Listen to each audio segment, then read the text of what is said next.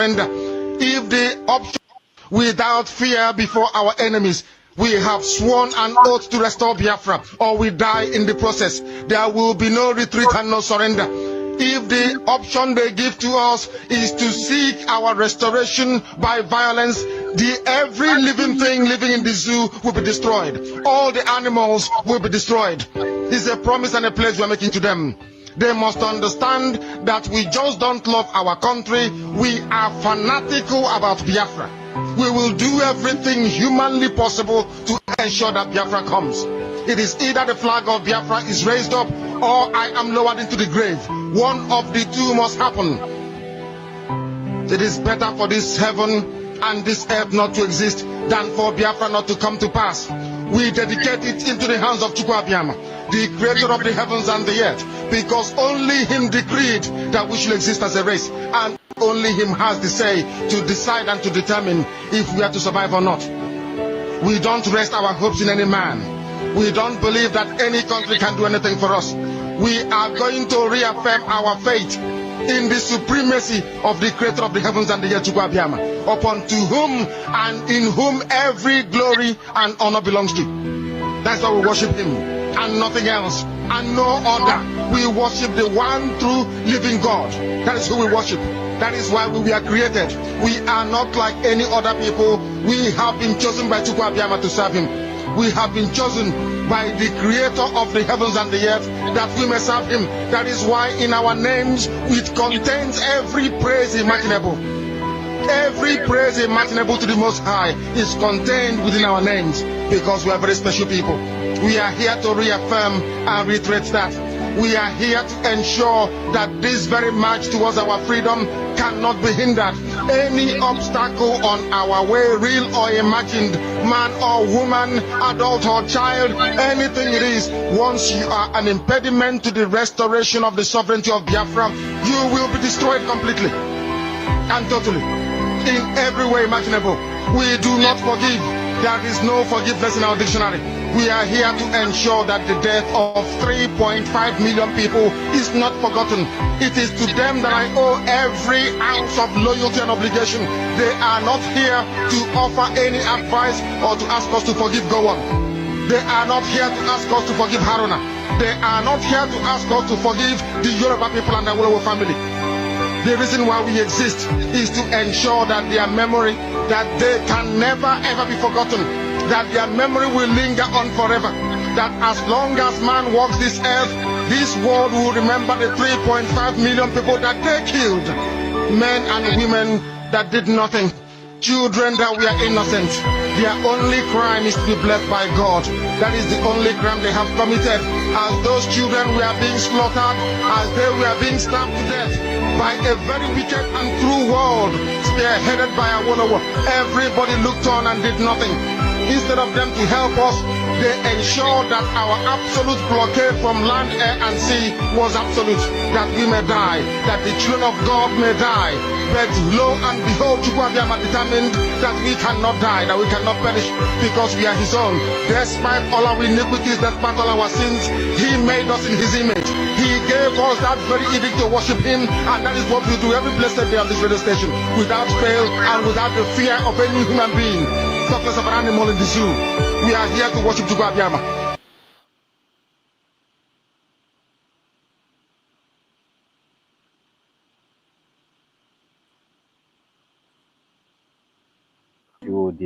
Now one Nigeria.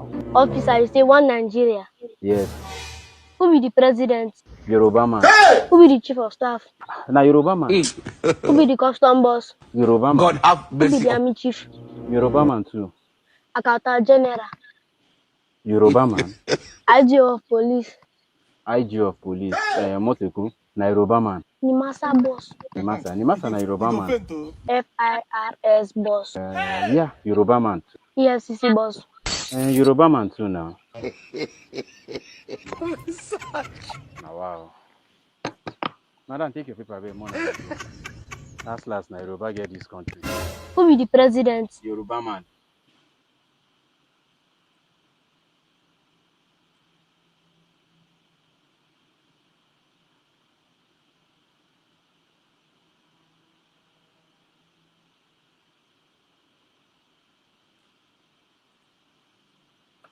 news about you, but it's not going to be negative.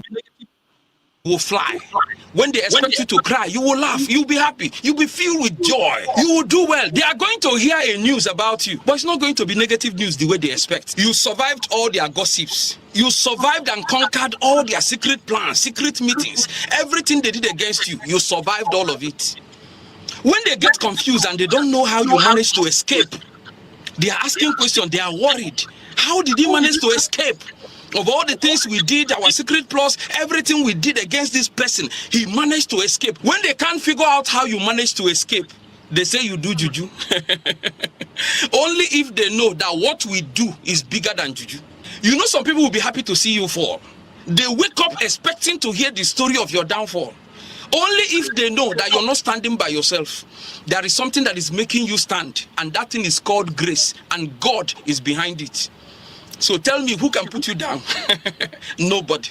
I pray for you. You will succeed. No matter their plots, their secret plans, the things they do against you, their gossip, their conspiracy, no matter how they gather together against you, God is with you. And because of that, you will succeed. You grow bigger and bigger, despite all their plots, their secret meetings, their conspiracy, everything they do against you, despite all of it, you will succeed.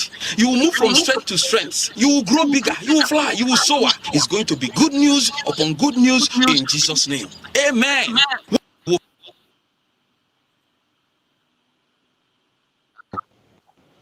Ọ jụrụ ha jụrụ ka one thing Ngozi Orabaeze mepụtara.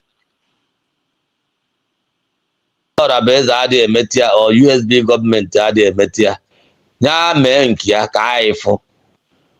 Ha jụrụ ka one thing Ngozi Orabaeze mepụtagoro, ha ga-afụ ya, because Bible say no, the impossible for a carnal man to understand the things of spirit.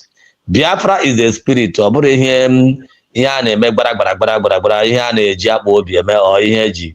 Biafra is a spirit, and before you can follow the spirit of Biafra, you must be in the spirit to know what Ngozi Orabaeze is doing.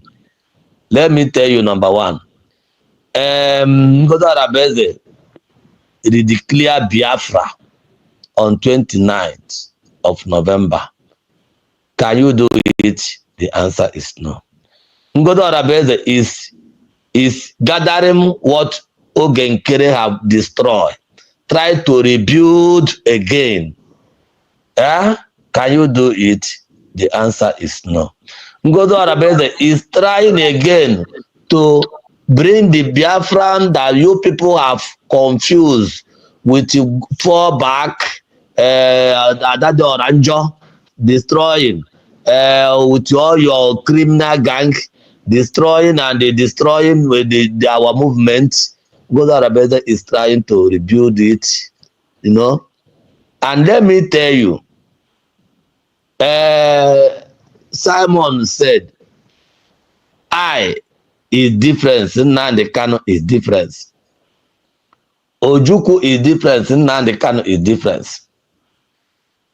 Simon is different. Ngozi Orabaeze will be different. If you people, Ogenkere and his gangster, did not put sand to our movement, we could have been the Biafran land by now. So when you want to point a cousin finger, you will point a cousin finger on the Ogenkere and his gangsters of fallback. So Ngozi Orabaeze is like when the bulldozer have dig the ground to finish, then grader will come and begin to grade it, smoothen it. So don't expect Ngozi Orabaeze to begin to do woto promise. Woto promise.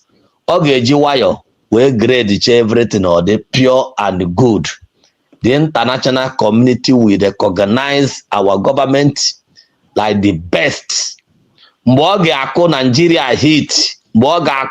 Nigeria hit, that time we'll set chan everything. Akọ Nigeria, man akọ Nigeria. Akọ the zoo government, man akọ the zoo government. Ọ bụ apụtara etu mpao, lekwe nke anyị natara ha, lekwe nke anyị natara n'ụbọchị nke taa. Ewerezie Biafran struggle as a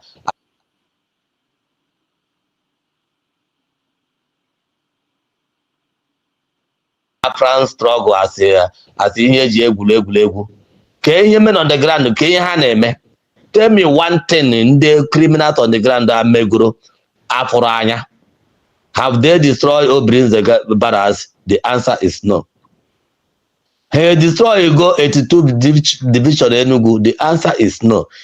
These two barracks mkpọrọ na ka our PM na-ekwu very soon we are going to destroy it. But Genkere stop the people from moving to do it. And they stop the opportunity how wanted to attack those barracks, and now they are just on the road.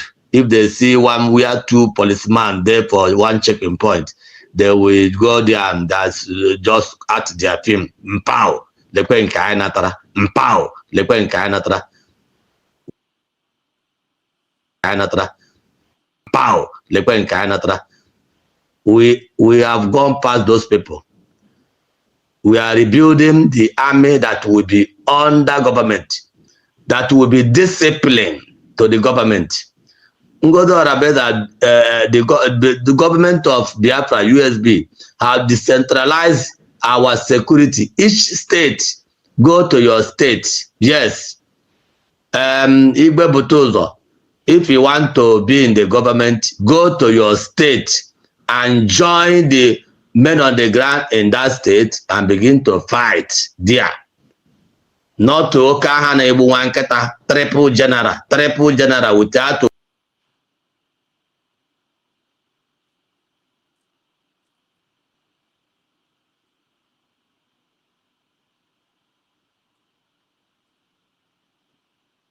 nation. This document will be sent to the US Department of State, US all. But what are we going to gain from this convention? What we are going to gain is that every document that we are going to generate from this convention become legal document that we'll be using for the political approach and diplomatic approach for the Biafra independence and recognition. This document will be sent to the United Nations. This document will be sent to the US Department of State, US, or every department that, foreign department, the Congress and all that. We have it. European Union and every other region that we feel that's needed to have it to support Biafra at the UN. That's where the whole thing is going to start. Only then, Biafra will have a name. Now, it is only noise we're making. And Nigeria have understood this very well. They know where I'm going. And that's why they are restless. But I'm watching them, and they are having problem with going to India.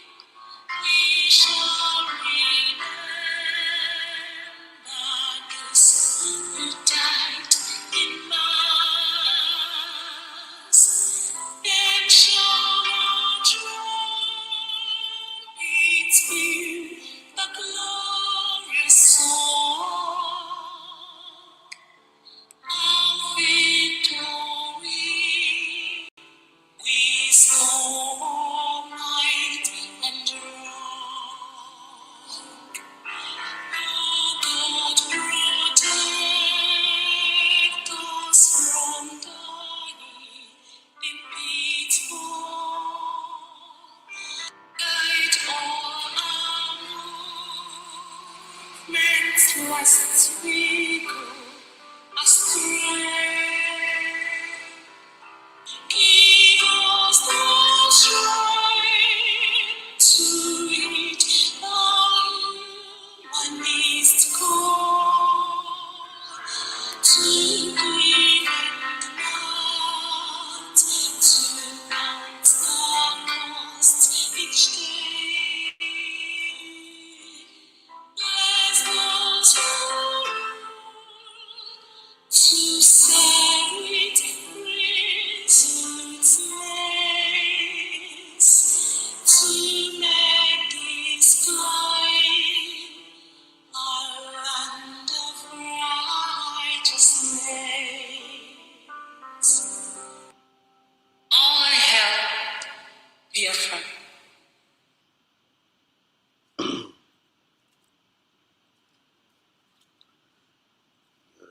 Yes. Shalom, Shabbat Shalom, Shabbat Shalom. We Biafrans all over the world and lovers of freedom all over the world. Greetings to you. I salute you. They want to go Kabiama. They want happy weekend. Happy weekend. This is Saturday, 30th of August. Do meaning to also wish each and every one of you. Though I see you, mommy, happy you, man. Happy weekend to you, mommy. I see you, Triple M. Triple M. Triple M. They were. Biafra mandate must be protected at all costs. For real, Triple M, you're highly welcome. If you're watching a great comrade, they will. Wisdom man. Triple Brgie. The argument says safe hate of black man. Why not we Yoruba man be destroying another? It's alright. Okay, they will Mutuko Kabiam. I see you, Triple M. I see you. I'm Mokezike. They will Mokezike. You're highly welcome to Nyan's program. Mokezike. There was a USB is the strength and the power and the victory. And USB is the peace and hope and faith. USB is the light and the truth. USB is the everlasting taker. Same thing. USB is the letter. USB is the prophecy. They wouldn't. You're welcome while you're joining in. It's another brief broadcast tonight because tonight is fundraising, USB fundraising. Today, we gather all over the world to come and contribute, to donate for their freedom, to donate for the well-being of their freedom, to donate for our people, oh God, to get things done. And we are the one that is sponsoring ourselves. We the people. I know our own sponsor. We are the government, and government. You understand? And God have given us our own nation. And listening from Konya and we are very, very proud and happy about our new nation. There's nothing that the devil can do about it. So in that faith we are walking in that hope we are walking in that belief we are walking in. We have a mandate and we have templates. And we must protect that mandate. We must protect our nation. We must protect our land. We must protect our community. We must protect our government. And the government will protect its own people. I'm going to quite the point. So that is it. This is Biafran Exodus TV, always bringing you the message of redemption and liberation to the hearts and the minds of our people. You are highly welcome. This brief message up, I can drop before I'm buying some one or two few things. Then before I was the fundraising. How are you doing? I believe on your blood you're okay. By the special grace of Chukwu Kabiam, I believe everybody is okay. And okay, Kayanade. Ndumini, Nduazu, can you wish each and every one of us? Ogologondo, na wish you get. Wisdom may it be your portion. May it be your portion, Nafa Chukwu Kabiam. Opopo ga ungozi, batagi ga ungozi. Business ga ungozi. Umugo gawo ngozi. Your future go gawo ngozi. If you that's all na if ọjọọ na-eme n'iru, ị ga-anọ n'azụ. Ọ na-eme n'azụ, ị ga-anọ n'iru. As long as I want to maintain that faith if I want to never to go now. And you all want that no one in a brief or journal in this our movement. You are good to go. You are good to go. Love yourself as you love your neighbor. All you do is away from before you go for your neighbor's time. Self-hatred is destroying a lot. Self-destruction. Self-hatred brings self-destruction. I am for somebody. So I am going to number down this evening without wasting time. Understand? I am up here also. Choosing Brgie, or CROC, or whatever group when you plan to form and keep as well in the name of you are fighting for Biafra. Every mushroom group people are creating in the name of you are fighting for Biafra, and you are doing Biafra liberation, whatever thing you are doing outside the USB. Every man I am this Biafra movement is all about stages. It's all about stages, all right? And all the were a written script called and they follow stage by stage, can follow the thing. I don't know whether you get the point. So, in couple of stage here, the thing they play naturally. In couple of stage here, the thing they play naturally. Some of the stages are good, some of the stages are bad, some of the stages are ugly, but still in the movement. You have to go. And don't wear some rules. And then the stages in for them, no stages in for you to go. All human beings now added up, now at that stage. And all the leading of the Biafran spirit now guide everything. And when they make room available now this movement, and when they make room available now this movement now to be doing good things. I make room available for good job, and when you see them, you see their good job, right? When you not for you can have the way they sound, the way they behave, I can have their good job, and the honor way physical, honor way yabana can and Biafrans man how you go. Just like Martin and Carlos said, they say when you make sense to Biafrans will follow you. You don't need to bribe them. You don't need to come and bribe you don't need to bribe them because even when you try to bribe them, they will not take any bribe. You understand? Only thing I needed from you for you to make sense to them. Once you make that sense to them, they will just naturally follow you. And they can even give their life for you. That is what Genubia France. Why want to hear Genubia France represent? So when they make it up their mind, when they make it up themselves, we throw and now man at this movement and the spirit of Biafra knows them. Ubinigwe knows them, and Biafran people knows them. Then one day some individuals or group now know some ugly job in this our movement. Biafran spirit knows them, Ubinigwe knows them, and Biafran also know them, and them themselves know themselves. Am I speaking sense here? I know. When they make available now, bad job. Even with a good job and we're ugly job and we're bad job. And when they make room available. So see Hannah on this movement bad job. You know no job. Bad job. Hannah here. Obinigwe Mandahawo. Biafran spirit Mandahawo. Hawa Makomuha. And the Biafrans Makwaha. I'm telling you. So now in the midst of that stage, is in fine, I got to say, I got through, I got to see through. Now they play Roman naturally. You have to go. I make sure at the end of the day, I make sure land there na USB G. I make sure I say na USB. I make sure that land is na USB, which is the final stage.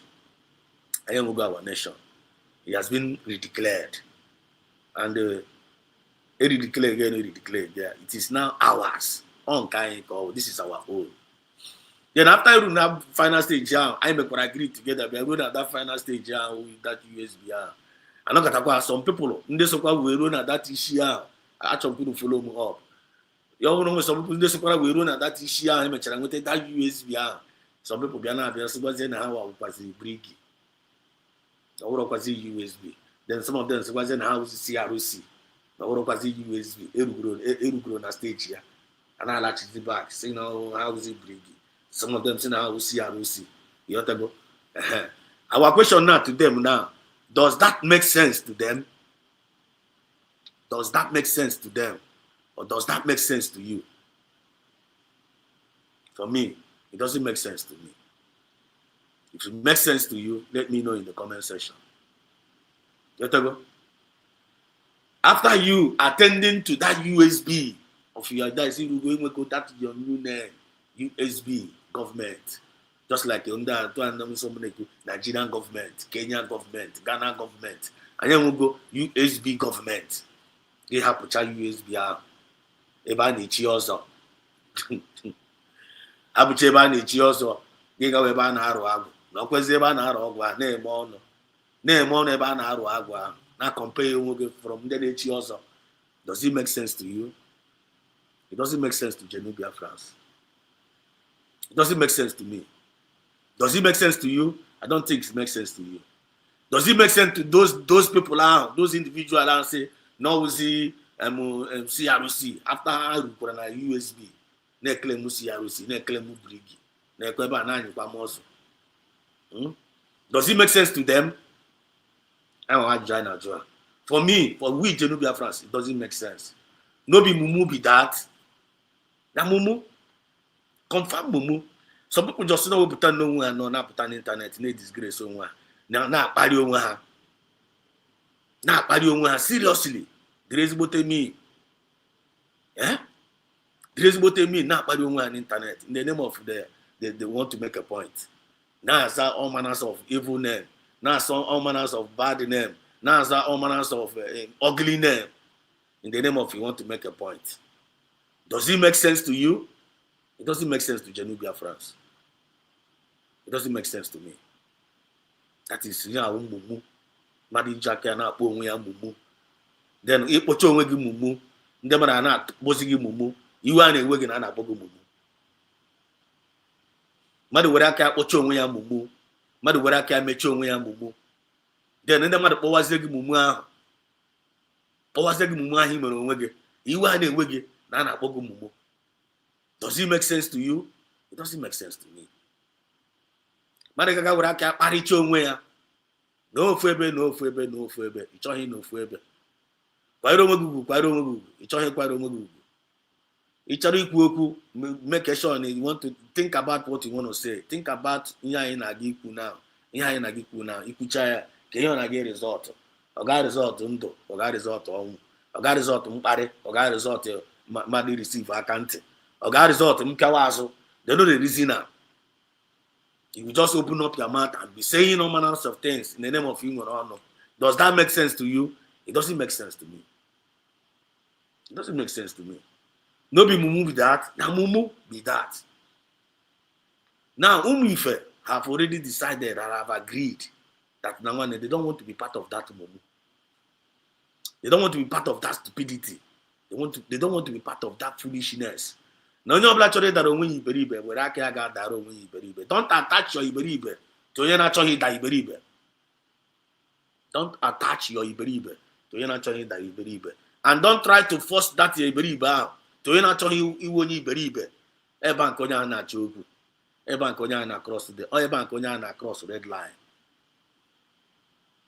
And for me, it is a common sense. You know, but I say that no, I like it. Don't give it to that person. Don't give it to that person.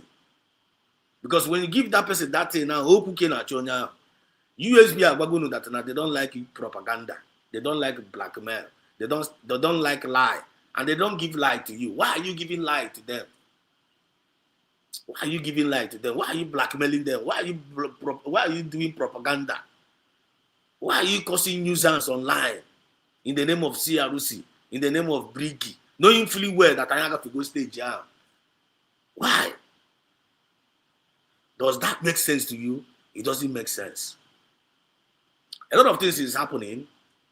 A lot of things are happening.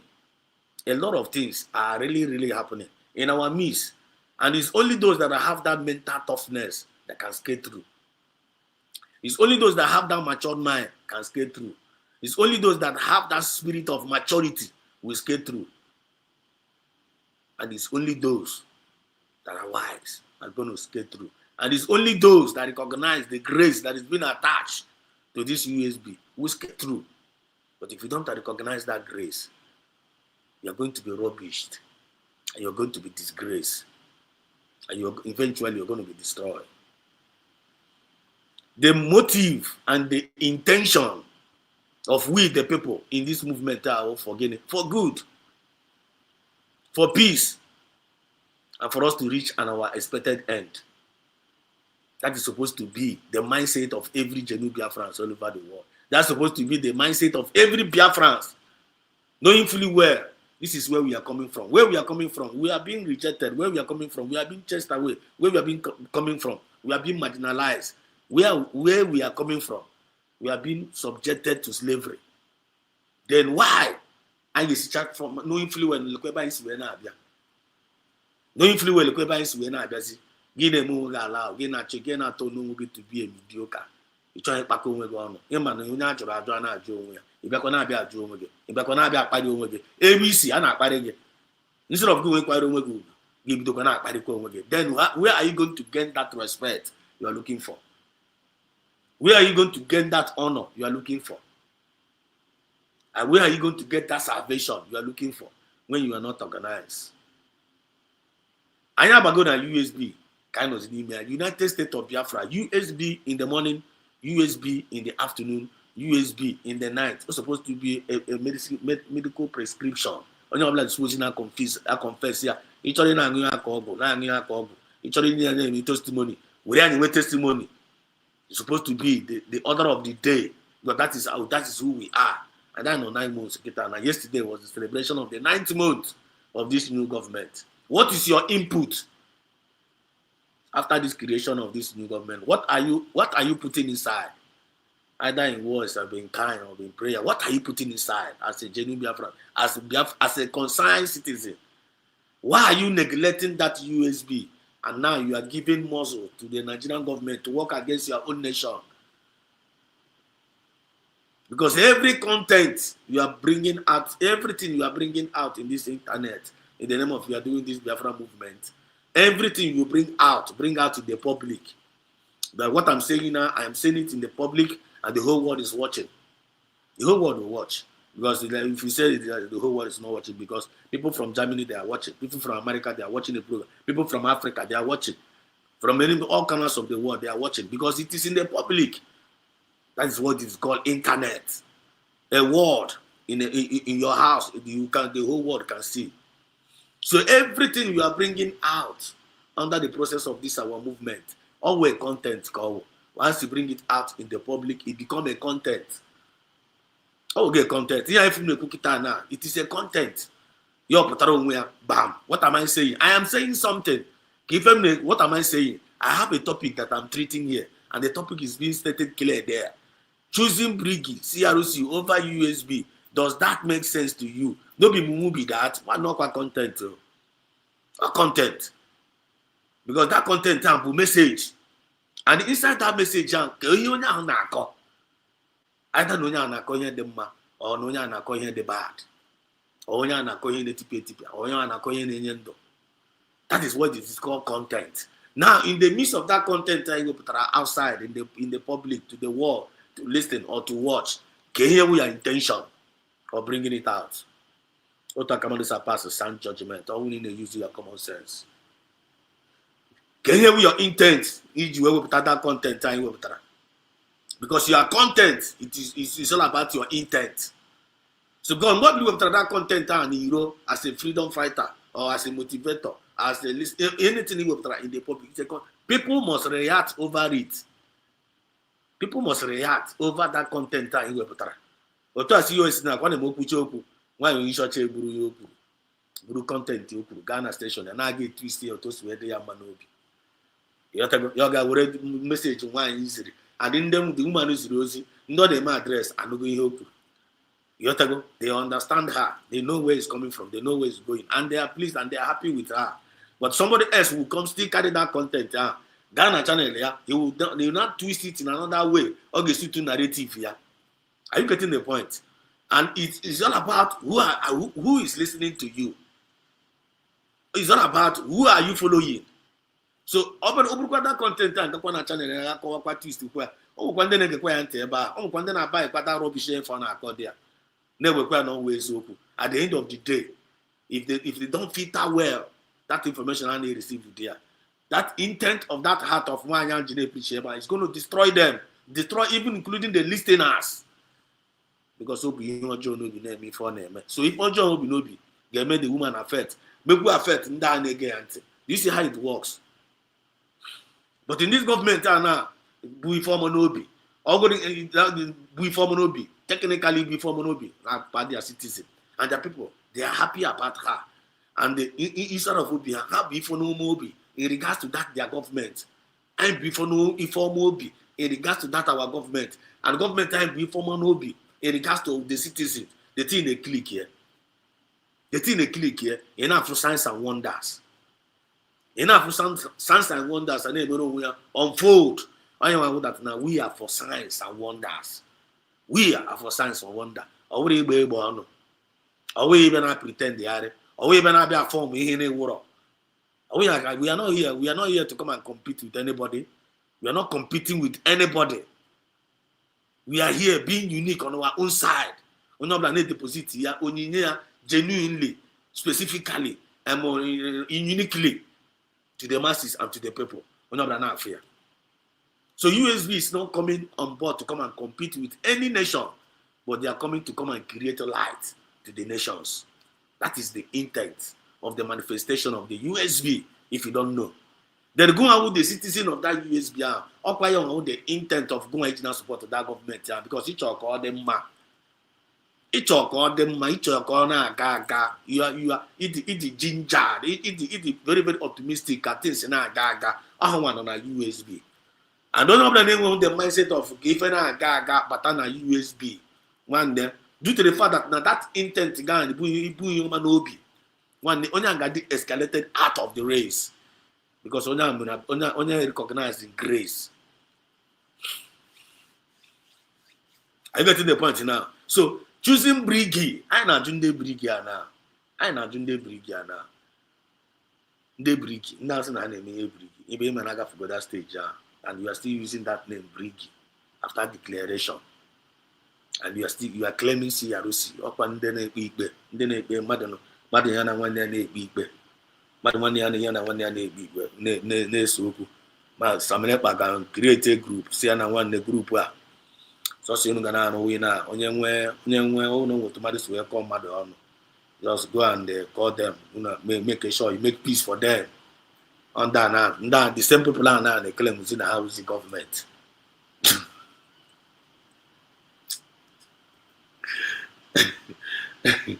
Yeah, I got a very brief broadcast, quite all right. You have to go.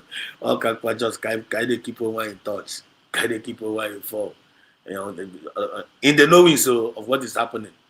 So on that, and then they claim now, the same down they claim the government. No, quite not to work out not to Biafra ego. I don't know possible.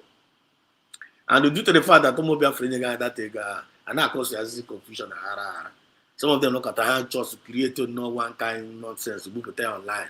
Now to bring distraction, to make people to lose focus, to make people to hate USB, for people to give up, to make people to like kind of to be angry, or to be like kind of they don't want to do anymore.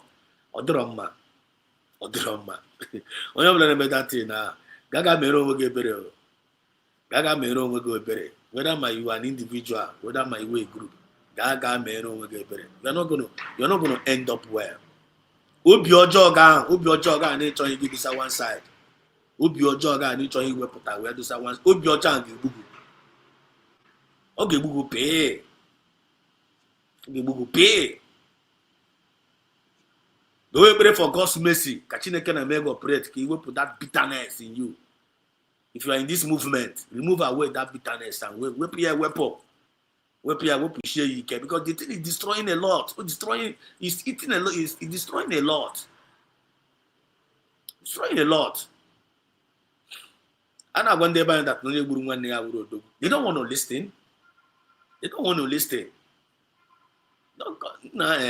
Always some limit of things. Some I get a limit of some certain things. Matter not this boat in a crossover. I'm not nobody's perfect, but don't have a limit. Don't cross don't do and do overdo. Huh? Don't do and do overdo of evil. Don't be bad and bad. The one need to the extent that no one the conscious Ghana who's your choosing this Brgie CRC over USB. Does that make sense to you? I was saying, well, I not John. When got John bam. Got John one in Vishocha. Got John no Genkere. Got John all those people that are following them. Yeah, online. The next thing I recognize. What is wrong with you people? Onye meruni here itself. Onye meruni this kind of thing. Draw her. And all the very, very important to know that so this thing now. I'm from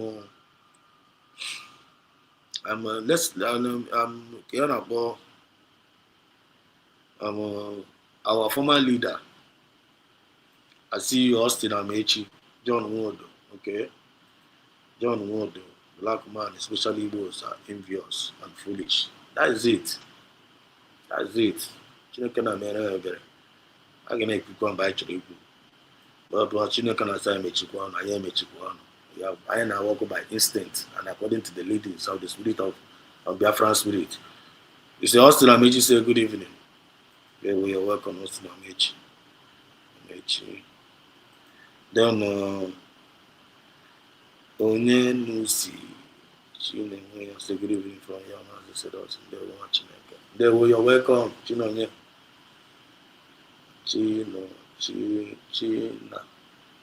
Enyewa Onye Muisi China Enyewa Muisi. There we are welcome to the program. So from let us just analyze this our former leader.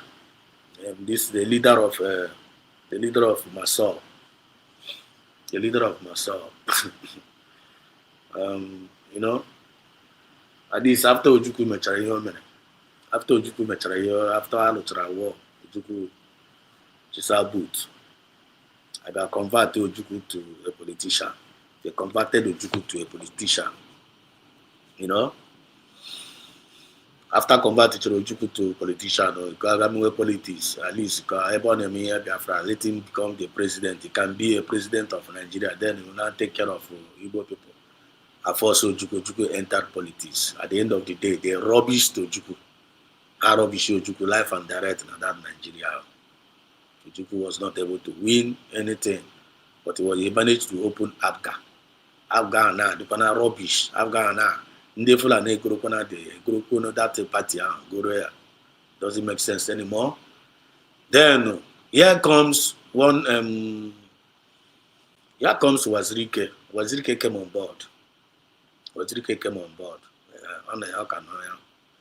And he's still speaking. He came on board. Simba. Nah, Ojukwu agalucha ọgụ a no, just bacha just like that. Onye ọbụla bịa photo. Maazị Kochus. Ndewo, Chineke. Kochus, Honorable Kochus, ndewo. Ndewo, you're welcome. So, Ojukwu Simba. Na aga nkịtị just like that. No, Ojukwu abịa mecha ihe niile, bucha 5 million people out. The matter just die up like that. Mba. Ka abụlitekwe mata. After all, na one Ojukwu Wazirike Malia. He started preaching. He raised Ojukwu Wazirike. I respect him for that. I respect Wazirike for that creating that awareness that particular time, because everybody was like kind of nobody's talking about Biafra anymore. At that time, I remember I was in Lagos. I no kata sino moya na boko Wazirike mba. Then no kata mba, no kata say the line na ga meeting na Wazirike na abia. Na ajonye wo Wazirike. Asina wo onye chọrọ ibido kwa Biafra. You see Biafra nka papa m na akọrọ ya akụkọ ya. No onye chọrọ ibido kwa ya. Are you serious? I say yes. Ojukwu started Wazirike started campaigning, and people were turning up. Lagos were shaking everywhere. Now before you know, Wazirike created a very massive awareness for both home and abroad. Now I Japan ban ya alawakwana Everything, everybody was donating, and then everything was going. And I got a Nigeria, Burukabia, giddy. All of us know the story. Wazirike, womb, image, what you get on Weba na article. Well, giddy, like play. The commanders of Wazirike, boom, image, and one, they all of them bought over, surrender. I myself, and I'm university. Na Wazirike lecture the thing anya Soroku Ananaku the amnesty. Now look at this man now. You have to go all this while Mwabera. Amnesty. You were way mass and the car because that's why I say when they say Biafra is spirit, always spirit indeed. I want when you're in charge based on stages, so because I'm gonna this Biafra all the written script, all Zulu are on a stage or art, on stage in Kayo art here. So mgbe wazirike nara amnesty men nara amnesty araba ụmụ Biafra so what is going on before wazirike another amnesty amasị na nkala amalitego masị na nkala chara ọkụ from nowhere pa yotago pịakwa nọmba ndị mmadụ si chai nnọkwa eziokwu masị na nkala confirm and masị na nkala did a very wonderful job. Did a very, very wonderful job. He was able to, Masina Kalo, the history creator, when he created in the land of Igbo, even in the next 100 years, what Masina Kalo did. That man is an eternal man indeed. He was able to, unite all the whole Biafrans all over the world. He was able to unite them. And when IPOB, one family, that shook the whole world. The Nigerian government came again. They conspired and used our people. I was said to come Mazina Nikalo up. Mazina Nikalo went on a prisoner for now till now. And very, very soon, Chukuna Makonoga Potapa. Because there is time for everything. Tuparugia, Yota. And Mpatakwa yourself on the Payanaka. If you want to hasten it, because as the way I've seen Nigeria, we're not going to hope on Nigerian court system to release Mazina Nikalo. Before they will release Mazina Nikalo, they need a force. They need just a force. And the force in your tweeting, they're making noise. You understand what I mean? Because some of the time, if they refuse to release him in this October or whatever, if they refuse to release Mazina Nikalo, there's going to be, again, after this court case here now, I want to hear releasing here. There's something is about to happen. Something is about to happen. Go and mark it somewhere. This is not going to remain the same anymore. I don't know how it's going to happen, but something is going to happen. Something is going to hit Nigeria. Something will hit Nigeria so bad. If not this one, and if one release this man and Carlo, release him. Even the Yoruba as itself, like even campaigning, telling Tulumbu. Release mass and the Yoruba na Rubazi to begin and the Yoruba on do job. Release and now the Fulana if necessary to use man and Kalu. You release, they are telling him, and the world is telling Kenya is threatening Nigeria. Release this man. And Nigeria is still using Mazina and Kalu to do politics. If they refuse to release him, either on October before the end of this year, they refuse to release him. Something is going to hit Nigeria so bad that Nigeria, I don't know how to express it. Things is not going to remain the same anymore. Only something is about to happen. So like God might affect our own people. That is God might affect our own people but it's not going to affect our own people, but it's going to hit Nigeria so bad. But some of our people are might affect when they believe na Mazina and Carlo, they believe na this government, they believe na the freedom of Biafra, and they call yourself a Biafra. Okay, so we hit here. I don't know mark here somewhere. You have to go. So Uzil from go. Welcome. Uzil, there were happy Shabbat Shalom. Beautiful Master said us Stephen. There were two. Highly welcome one. Chukuko Zegi. Amami Otago. So something hitting Nigerian go hit Ekoten on him. Ka from Nigeria. Now this was Rika for Garagana Chamunestia after the Tamunesia. What is it now? Can they read Gamunestia? Up till now. Let me put him on stage. But if these boys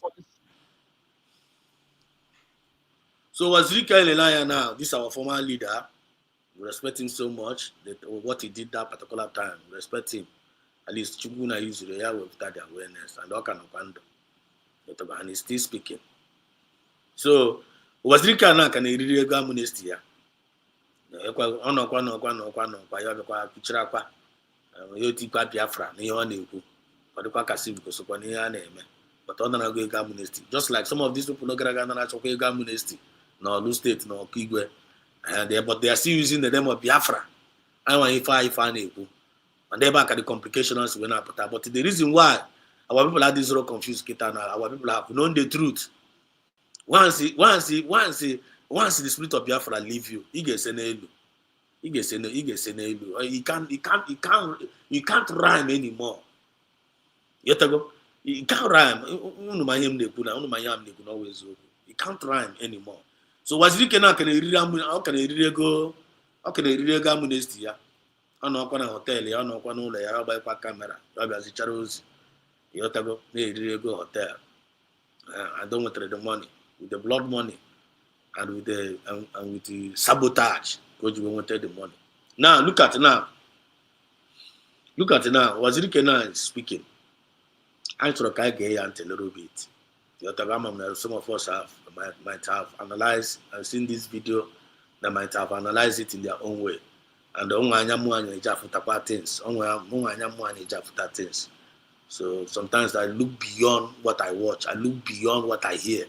I always like to, and I'm like go in for the intent of you from there, or I'm like watch it. Can you I'm like the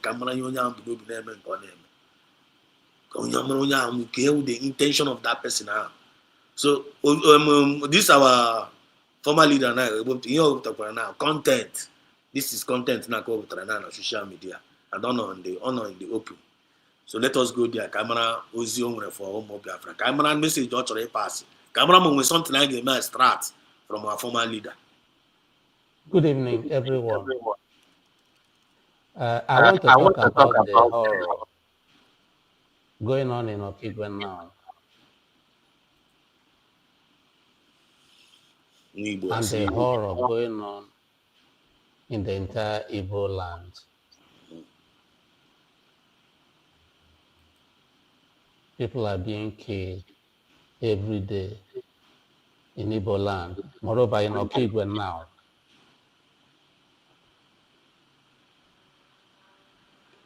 Keeping quiet is not the solution.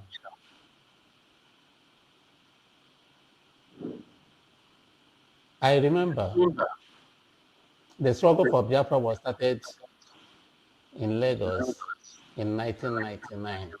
The present-day Biafra, the new Biafra.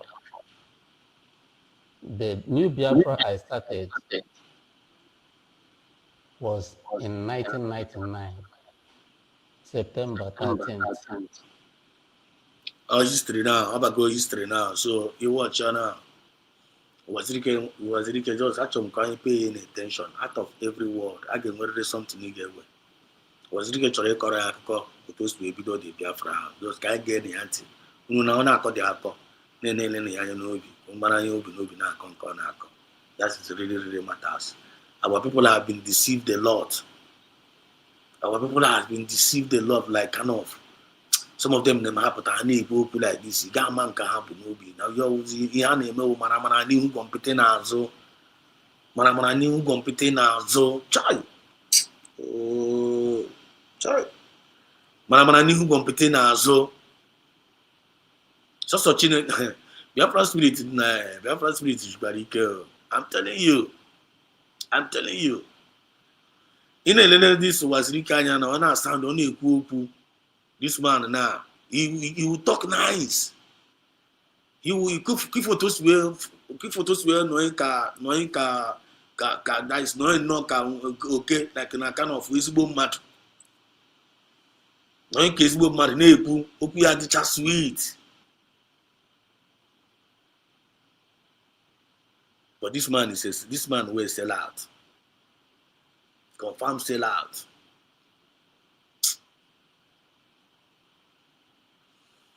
My boy and a DSS now for getting to 5 years. This man have never done anything. to bring his son out because Mazen Nanekalo is like a son to him. I want to bring her up now this movement here. I want to bring her up. And this Mazen Nanekalo served him. He put in Mazen Nanekalo the kind of frontier here. First hand man here. Onye eziokwu with a genuine mindset and with a humble spirit. That jide Mazen Nanekalo Pretoria ya. Jide Mazen Nanekalo Pretoria ya. When this man never for Mazen Nanekalo. E basically obi nwanne no.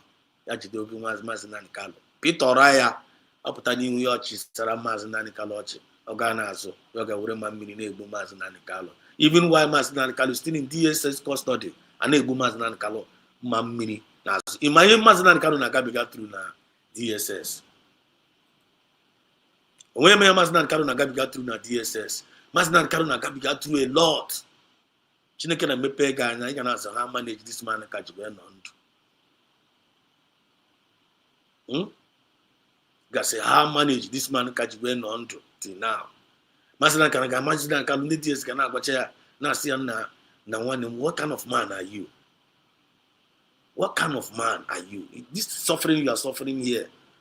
Do you know that the people that you are suffering for, they don't even send you message? Do you know that these Igbo people you are dying for, you want to die for them, they don't send you message? Still yet, you don't want to give up. Wazirike, your man, your boss, have already collected that ministry and is now enjoying his life, enjoying his life. It's now doing, at least it's now doing non-violent, it's now doing what's it called, no arm struggle. No arm struggle. Because this man talked about no arm struggle here. He talked about no arm struggle. When he talked about no arm struggle, he got no like this. Never have be a boom nigga, ne boom magi, ne rep munegi, na bugu, na sugaku. He's in a freedom fighter. He will look in there, ne bugu. Then he gave bugu, he gave defend don't again. He's in a freedom. I don't understand what kind of freedom is that. Mazen PM came on board and all those in one PM was no. Or PM now makes a shake it now.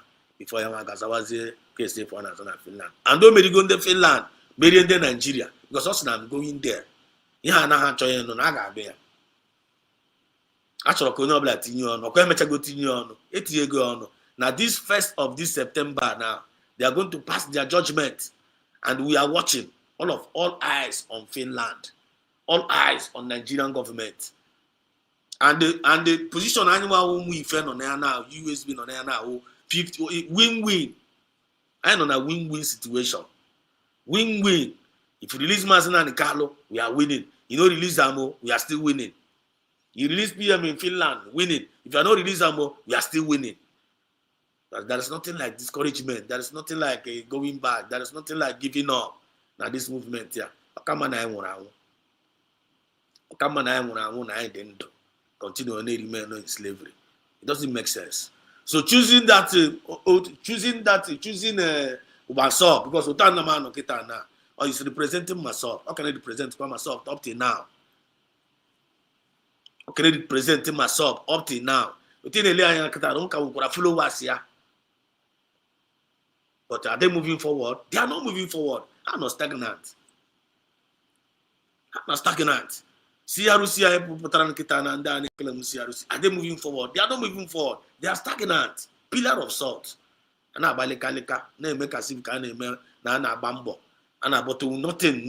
not fruitful.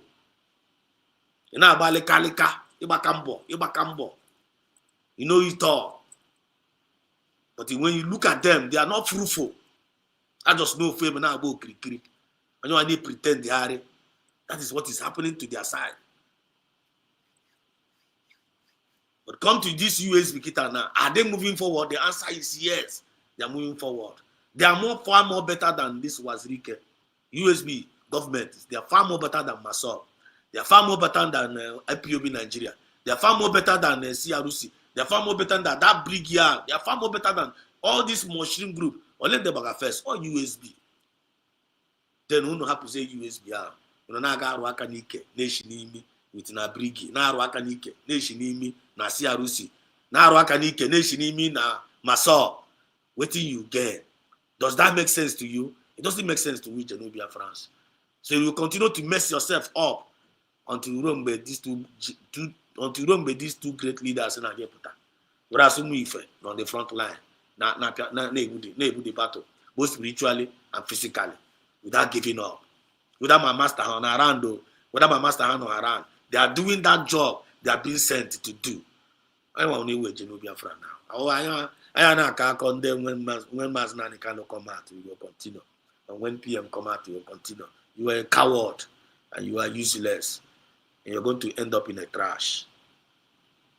Get any auntie? It is amazing that for 25 years, nobody, no Igbo man has been killed in Lagos because of the struggle for Biafra.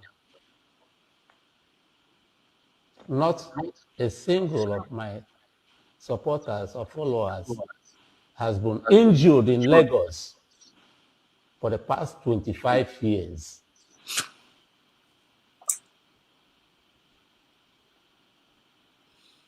After 9 months, I came down to the east to continue the struggle for Biafra. I went to Aba to redeclare Biafra. One if you get this man, I'm going a lot of us go about this thing. And we have a lot of us have seen this man, have watched this video. Nege this man, anoma ihe mu na ano, ihe mu na ano ni mem. Unu na fupa, unu ne notice pa ihe mu na notice. One Ozil, if you are still there, or Umazi could choose. Some of you will never know, but I don't know Kelly. I don't know now. I'm gonna understand. But Ozil, if you are still here, this man only go. Do you notice waiting at the notice? Go choose. This man ne go. In the notice where him one notice. Camera muno cannot there. Camera kunu sagode. Camera muno notice him one notice. When this man talks, child, nah.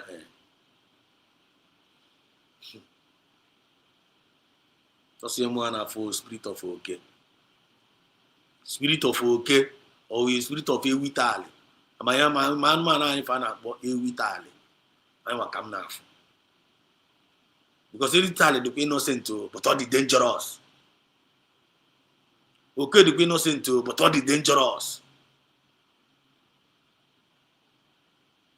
If the kind of some spirit, some of us to possess in this movement yourself, and I forgot to see some people like this self. Man, nigga, na child or getting them. And some of them, in a way, and he says, so like you cannot discover them, you cannot detect them. Man, you don't know yourself in our church. And I mean, you can't detect them.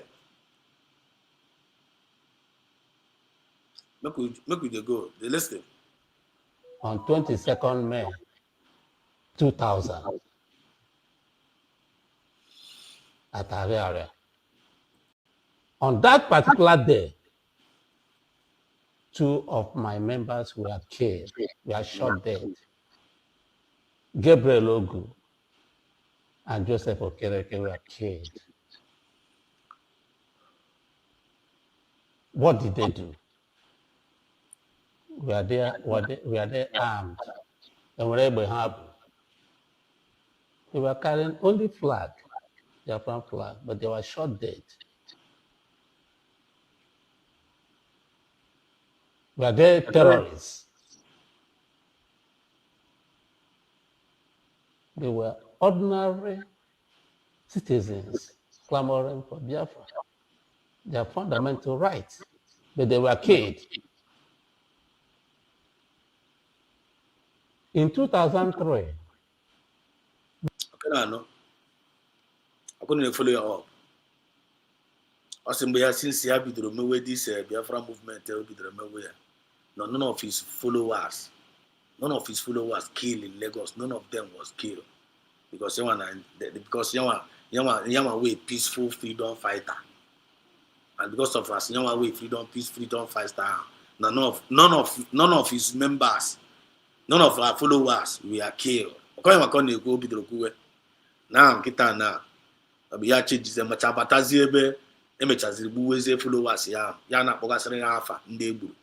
Under that peaceful agitation now, under peaceful agitation, most of their life we are taking. Under that peaceful agitation now, I don't follow this all. We're not follow no black all. Because I mentioned that out of every content, there is an intention of bringing out that content. The intent of the content determines everything we are doing. Okay, for just we put out this content now. That present to go where as was Rike. How can the Nigerian government in the use here? How can the Nigerian government in the decorate the script? Now, as this heat is going on this way, as these people, CROC and the Brgie and the IPOB Nigeria, they are fighting over themselves, they are dragging position, they are causing confusion. And when in charge, all those kind of narrative and they are pushing out there, which is fallacy, which is not real. You have to go now, okay, you as a Wazirike, it's time for you to go there and talk to them. You understand? Present to be as an innocent man. You know, if good photos were annoying, talk to them about how to, even say I'm still alive, I'm still doing the agitation, and I still believe in peaceful agitation. And they under peaceful agitation, and they reduce your population. Some of them are never political correctness. They brainwash, they gullible. But when they don't even more. Man at the time and the season and on email. They don't listen. Whenever they are listening to you, the spirit of Biafra are going to be interpreted. Get on to Fuma. Get on to Fuma. If you have never noticed this, you need to take it now. When the spirit of Biafra leads you, nobody will confuse you. Nobody will confuse you. Nobody will put you out of the race. Nobody will put out of the grace. And Madina go self, Onya na go self. Onya ga dika sivu. Amamu no notice again. Somebody na go self like this. In any madanya like this. Odika sivu on na miro. Ina afu bi onya. Sometimes someone kick full like this, or they can see whatever babu self. I'm telling you, when kick full like this, or they can get and just bound able to now because if you feel because no now we for. But you still yet game endure. Now Rokachi can na konya change here. Sometimes they make a move now. Kawatonya when they look at naga when you are the fishing baka until you to win a race.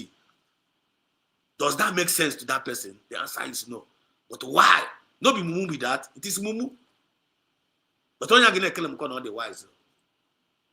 When you are going to kill him, not the wise. I must move this kind of wisdom more than I must this kind of useless wisdom more you use child. It may apply. You will not end up with. You know, end up well with that kind of wisdom. Chineke na by for them what they better. Chineke na biko. All no more like that. Telling you, it is very, very annoying. You have to go. Then I see one nepota come and talk to them, you know, and you know the leader is being heard. They will start pushing them out. All of them will start speaking. Voices are everywhere, confusion. Okay, for Kenem or Kigwe, if we are the create, if we are the push, all those things are distraction. All those things are distraction. For you to just to put chaos. Can you not in a disarray? And when you are in a disarray, you are two leaders now, cannot see in bondage. Can you see what your people have? Do you see what you people have caused? It's both of you that caused all this mess. Without you people, without both of you, without you doing raising, without you forming that Biafra Liberation Army, without you forming ESN, that is the blame they are putting on them, even while they are holding them. But guess what? That kind of blame, they don't send them any message. Master can not send them any message. You know, any memory you always do. You don't send them message. You call Lukala. One never no kahano. I got that one they give us our freedom or we die. Or all of us will die. All of us will go. Our freedom. I don't want to listen to you. Master will be telling all these things you are telling me. My people do this. My people do that. I came to save these people. I don't How many times have I told you? Organizer, how many times have I told you people? I'm my people deep. I'm a Muslim. I'm Moto Seku. I said, you know, my people are very, very stupid. My people are very, very foolish. My people are very, very envious. They are very, very bitter. But I want to come and God sent me to come and save them. God sent me to come and save them. Once I give them that freedom, I am good to go. You have to say, freedom, but when them freedom, I can't get freedom. I don't know if you refuse to give me this freedom. One, unubuze mo ba huru na ya ma ndendo. Unubu ya so that ya rukwa Chineke na. Ya ga Chineke na di radio ozi. Ya mechakwara ga di ozi, but e gburu ya. I see the heart of Martin and the Carlo. If you are in the spirit, you will see the heart. If you are in the spirit, you have the heart of PM Samanepa. And as many that knows the heartbeat of Martin and the Carlo, they can never betray Martin and the Carlo. As many that know the habit of PM Samanepa, they can never betray Samanepa. And as many that knows the heartbeat of this USB nation, they can never betray this nation. So USB, with the only government, and then when the final stage on email, there is nothing like Masop anymore. But this man is still coming out here pretending, acting as if that Masop cannot in existence, that all eyes will go back to Masop. Up the same agenda of fallback. Masop one of the part of the agenda of the fallback. This man is still coming out gradually, still presenting that Masop indirectly, taking it. Keep photos with food that care. So that he again think as a child. Now one day I call him Tongoza Rebeza herself and then they Brgie herself. And then they see Arusia not that they go too much. Now the way I see it, this was Rike self. This man can still speaking. At least he's one of our old leader, and they all the gentle. Now they not come man Kaiga the way no was Rike. That is exactly what is going on. Some of them may reason why go that way, but one for whom we fair. I na funny man, I na funny for now more. Okay, by the grace of God, though. Okay, by the grace of the spirit of Biafra, they reveal. I don't reveal like this. I wrote us where reveal. Maybe I will register because I'm registering it. Yeah, from na concrete na ura akukifo. Ura nkonkocha yofu. I'm kocha and not go registered. Not go registered now. Maybe in the next 10 years you will still see this message. Now we can be able to Exodus chapter 1 verse. Now we go like this. I give it a if you don't get it now. We don't play. We are not playing here. You're not coming here to come and entertain you. We are talking about life and death here. Talking about the freedom of our next generation. We're talking about the restoration of our liberation. How many people are playing good role about it genuinely? All these pretenders they cannot give you. It is only the genuine ones, it's only the truth will give us freedom. It's only those that placed by the only those that placed by the rule. Okay, the rule they are ambassadors of peace, ambassadors of fairness, ambassadors of equity and justice and progress, with the genuine Biafrans that will bring Biafra. I get with Biafra, and all get with Reya. So all these people are that is not operating under that rule of that ambassador or by honor. Oh, we have not married the Meko they present on young one, no, we do come to know no. They broke in what John Nobi. One no do kin on ya. One day I never drop Pama, you know, Pasupa me where at some kind on Udo. Up with Dokin on ya. One of Papa who denies about the work. I have this was one and one log. All Dokin on ya. By doing so, what you are doing, you are an ambassador of peace. That is one of the genuine characteristics of a genuine Biafra. Fairness, or getting with fairness, one, Ebeberugo, but in case you be able to acquire, I want fairness. I want fairness. One, everyone want to me, see Arusi, name me, Brgie. One, no, Brgie, but don't cost nuisance. I want fairness. But we Brgie. If you want to believe Brgie, go ahead and believe Brgie, but don't cause nuisance. Don't stop what USB is doing. I want fairness. But why are you in a Brgie and you're causing nuisance against USB? Which means there is no fairness in that Brgie. That which means one name Brgie. I want to fairness. We need your ambassadors of peace. We need your equity. We need your justice. We need your progress because they are not progressive. Then what are they doing? What are they doing? This man I broke Biana. I've been doing a peaceful none of my members have been killed in Lagos. What is he trying to say?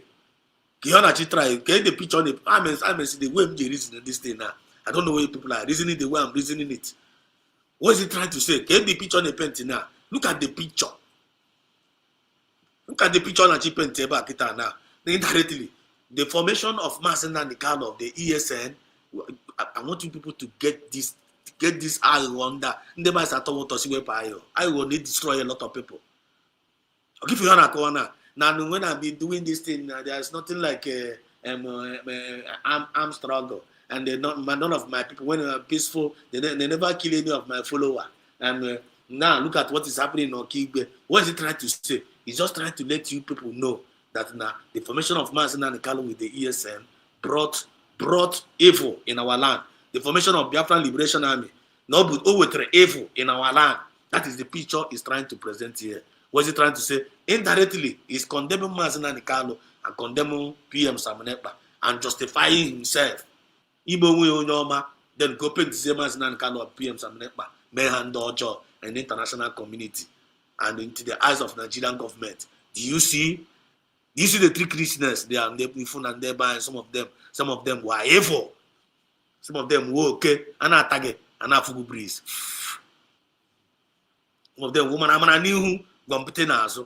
If we look this man physically the way he sounded, we are saying always mad. But to Chineke na puhere ganya phobia, he got no one evil man.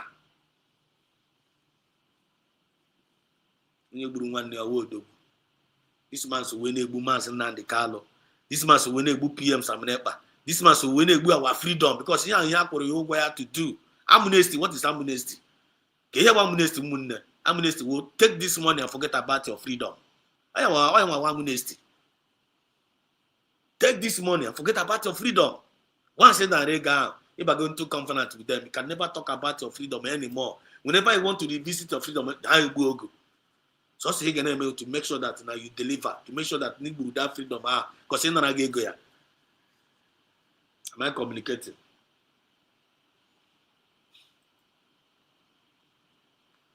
Location.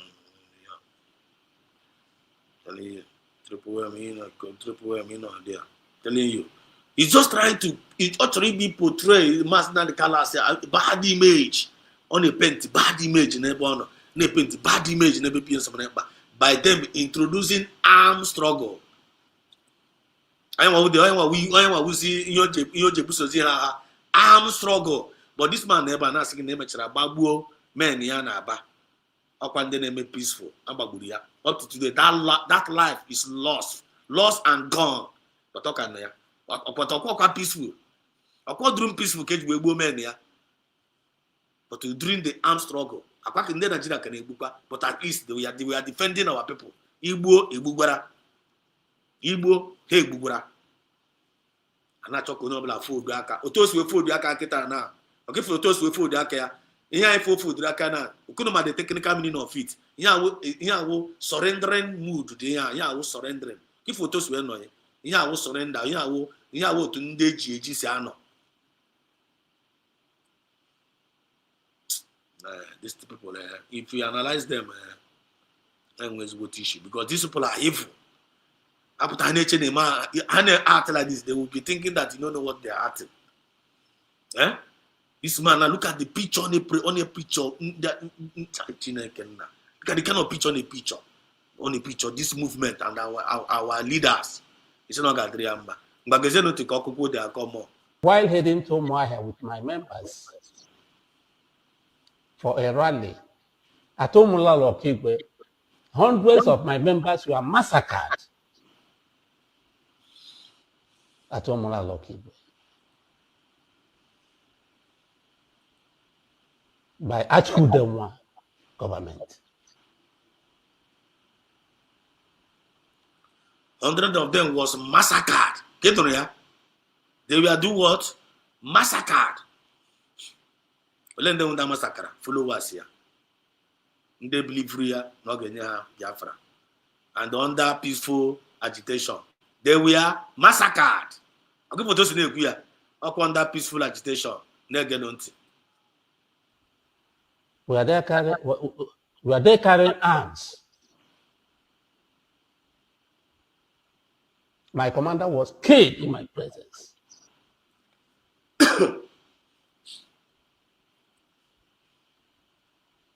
Were they terrorists? What did they do? I was arrested and taken to Abuja. In 2006, while I was in Suleja prison, news came in that tens of my members were killed in Onitsha and thrown into Esu River by P2B. Were they carrying arms? Were they terrorists? What did they do? Were they violent? So if you try to juxtapose it with what is happening in Igbo land today and in the Southeast, one could rise up to say that terrorists, the unknown gunmen,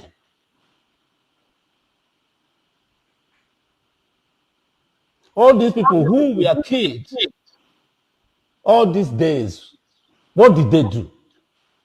Okay. Were they unknown gunmen or were they terrorists? Okay. Were they ESL? Okay, now you're talking. Who killed them? It was when Joseph Okalu was in government that 2 people were killed in Aba.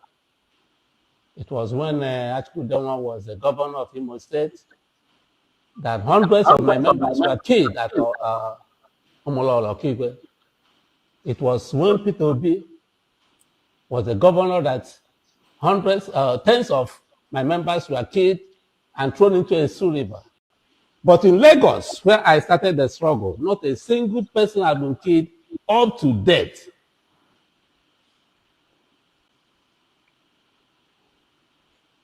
All these governors, are they not in the Igbo?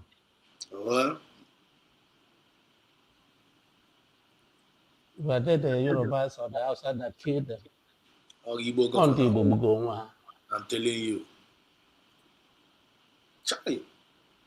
Who were the people that brought this insecurity? Politicians, Igbo politicians. What did he do? They were the people that came into the organization. I like this question, Triple M. What did he do when his followers were bad? Can you remember? But all the rebel na Korea kukifo. Wara kati na mparaya. Wara kati na mparaya asonye surrendered. Because here for the uti na aka na mparaya na all signal akona nyende Nigerian government nwanne. Hotel fa no na mparaya no wokwe ni na zobuni agamazobuni azagamasobuni ahụhụ akwa ka nkọ kwa ka dịka sim kada megwukwa na nwekwe ihe ya ọkwụchala ebe a n'ebe a ka ọ gburu ka ihe o mere after mechara gbuo onye ndị nọ ife ọ na-agụsisi ihe na ndị a dị wicked chai amụmụtụ ndị asụ wee nnọọ that's gadịrị nnọọ dịcha nnọọ the last awụ na mụ awụ gwaziri ike that's na ọwụ na mụ awụ gwaziri ike n'Egypt awụ egbugasịa my man one the question I'm go still there alive self. Could you join me when no na something your own I'm gonna able to see and them all of them. Gain no relax ya. Na cause I could keep for. And then Mumu Biafra again. Can you remember the question now? What did he do? Maybe all those men now. Also, the answer is no. But I keep for corner crying. Because God, out of every content, and then intention. And the intention, kind of pay attention. I mean, na so no plan again. No plan aga any place in aga na again. Anything of in again. Carry feet go there. If I call my station, na Biafra said us. buru filter bịa here ọ bụrụ ihe niile m kwuru no you must accept make the filter everything make the filter everything every other place where you dey listen were nu filter na-akpagharị ma mụ ama onye ọbụla so that kunu na-egwere nke a na-egwere na-atụfu nke a na-atụfu the question now to this man kịta na-awụ kee ihe o mere mgbe e gburu men ya the answer is nothing but ọ na-akọrọ ya akụkọ ifo but anyị afụwago obi ya right ọkwa ifụra content ya na anyị na-afụzi obi ya akwa anyị na-afụ obi ya right out of the abundance of the heart the man speaketh nwana onye na-enyo isi ya na-apụta and bifurcated it. Arm these boys to do their biddings, to rig elections for them, to do all sorts of things for them. They armed them. The politicians armed them. The Igbo politicians armed these boys. From where are these boys getting the sophisticated ammunitions they are using? Igbo politicians. Achọrọ m ka unu na-epe ya attention o because ịma na ọ dị ka ozi m ziri n'ehihie ọnwa ozi m ziri n'ehihie asị m that na ozi m ziri asị na this message is for all those complainers and the murmurers, freedom fighters without solution. Beware of them. They will only complain, but they don't bring solution.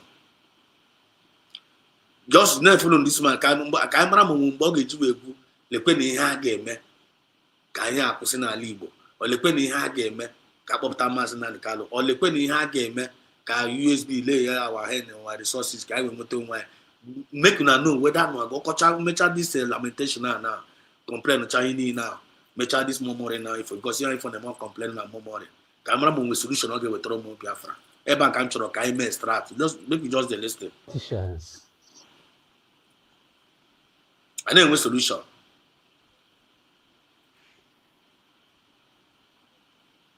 Who are the people suffering it now? The masses, the common people in the villages. The politicians sponsored all these boys just to get out of Wazirike, preaching to them that they should not mind the Wazirike, non-violence is nothing, blah, blah, blah. Giving them money. Today we are reaping the fruits of our labor. Innocent people are being killed on a daily basis. When you arm a young man, position there, those who are the poor person, they have to go to watch.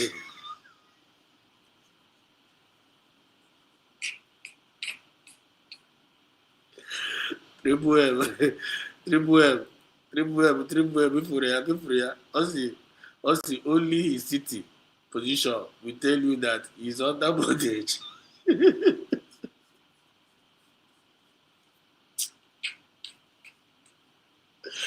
Let them ready boy here because child. Okay. When I came back, you went to the wine or the other there because child. Yeah, Boka, who you that too?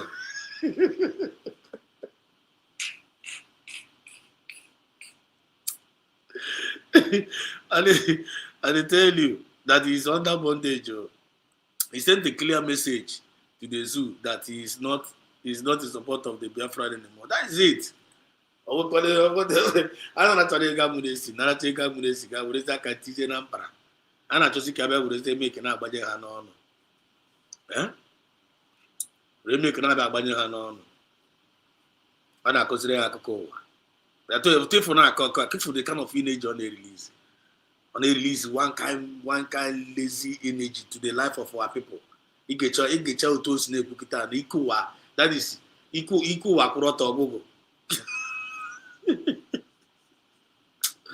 I don't believe I got my castle. I got Mukwana castle because the Akambandiros were chapter at this time around telling you. I need to get Chala was the remedy. I'm telling you. Obinigwe, that's the kind of okogana ebido na agba. Every plant that is not planted, any seed that is not planted among us, every evil seed among us will be terminated. Every maramaranihu spirit, every maramaranihu compete spirit in this Biafra movement na one terminated. You cannot change. You cannot change. That's their evil intention. All that's their evil content. All of them has been set ablaze by the fire of the spirit of Biafra. I'm telling you. Obinigwe Kunigo to fight for his own people. To fight for his own people because the insult had to go too much. The empire had to go too much. We have sacrificed, we have waited, we have endured, we have been resilient. But this people, they keep on pushing us to the wall. They keep on pushing us to the wall. And that's happening. One, it's not by force. Nigeria to Igbo to stay with Nigeria, not be by force. And they book Igbo. Only the Igbo was in number. Now, unosikwa na awa ndị Igbo na the corrupt. Now, Undojo. Yes. I said, okay, no problem. Maybe it's not Undojo. Kaiga no one. The only thing that is Kaga no zero one. The same days of ndị Igbo ahụ. Now, they are a pen in their ass. Waiting they get. We don't know. Look at this man Kita now. Oh, we're going to hear no Kigwe. We're hearing the name of Amaz and the Kalana. Baba will noise a kudele. Now, consider a kudele. I don't like I neg. Cameraman with solution. Then what do you expect him to do? He uses the arms to further his interests. When he is hungry, he kidnaps and raises money. The type of money he has not even seen before. You have given him arms, but you can't control him again. No. That's what we are saying today. Okay, no. Never jebe when you yes and wherever you Biafra Liberation Army, you can't control them again. That is what is happening today, which means honor condemn which means now I do suppose in the at the beginning. I gotta happen her. On your blood, no 2 hours where no equal delay. You never made a peaceful freedom fight now, neighbor gish. Even though that no some corrupt ESN, they gotta give I can't go for an illusion down now. I can't go for an illusion. If you know that you are an ESN, Imanamas and Kali Hibre, that's ESN now. And the intention which we because it's all about content and intention. The intention must not carry away that ESN now or Makagini to safeguard our people in the forest, to protect our women and our children, so that our farm already destroyed by their cows. That was the intention of creating of that ESN. Then the BSG as an ESN officer, instead of VGA with the intention of that your leader which we create here by guiding your people and protecting the forest. You are out of it go out of grace and it go out of the race already. Of which of mass man can do mad. So from that ESN now commit offense now. This man is now kind of generalizing it that now the mistake will be entire ESN neighbor. Or ESN name is corrupt. Or how they corrupt. Or Biafra Liberation Army they corrupt. Not all of them they corrupt. And when they did genuine, doing the rightful job, without cheating and without messing up, without even one there, and now because hungry, and having keep a job against their own people. They are still around. But on the amnesty, I want to cause this news on the internet now. Some of them are only now a content creator. Up and down me, was a content creator.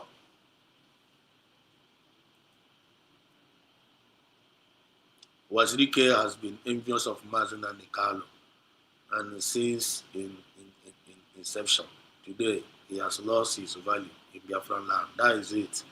And the tribune said, every spirit of hide and seek, every spirit of hide and seek in this our movement, every spirit of hide and seek in this our movement, freedom will never rise again. Confirm. And every spirit of hide and seek in this Biafra movement will never rise again.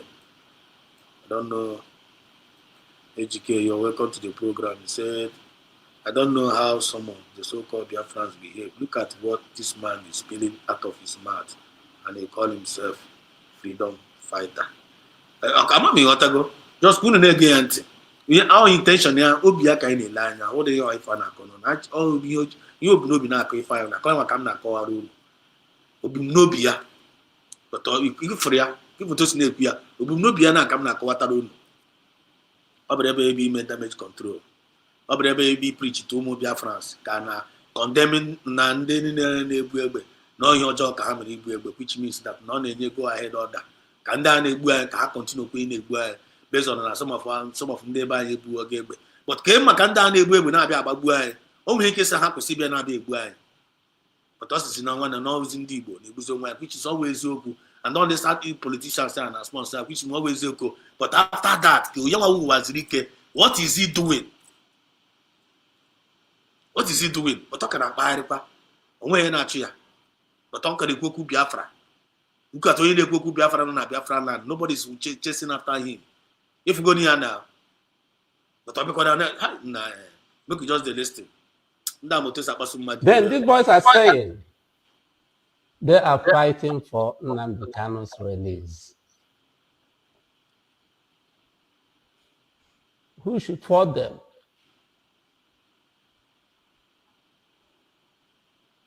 Nnamdi Kanu has been there for years. Good or bad, he deserves to be released. The Court of Appeal once ordered his release. The federal government refused to release him. Mbazlika Amechi, when he was alive, went to the presidency with other Igbo leaders, asking for the release of Nnamdi Kanu. As his last wish on earth, Buhari couldn't grant that request until he died. Emmanuel Iwanya, being the Secretary General of Fundraising, went on the same mission. He was ignored.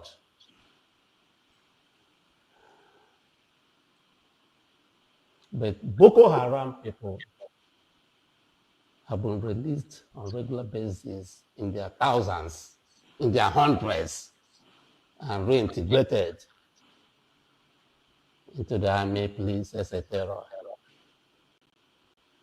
Sunday Igboho was released,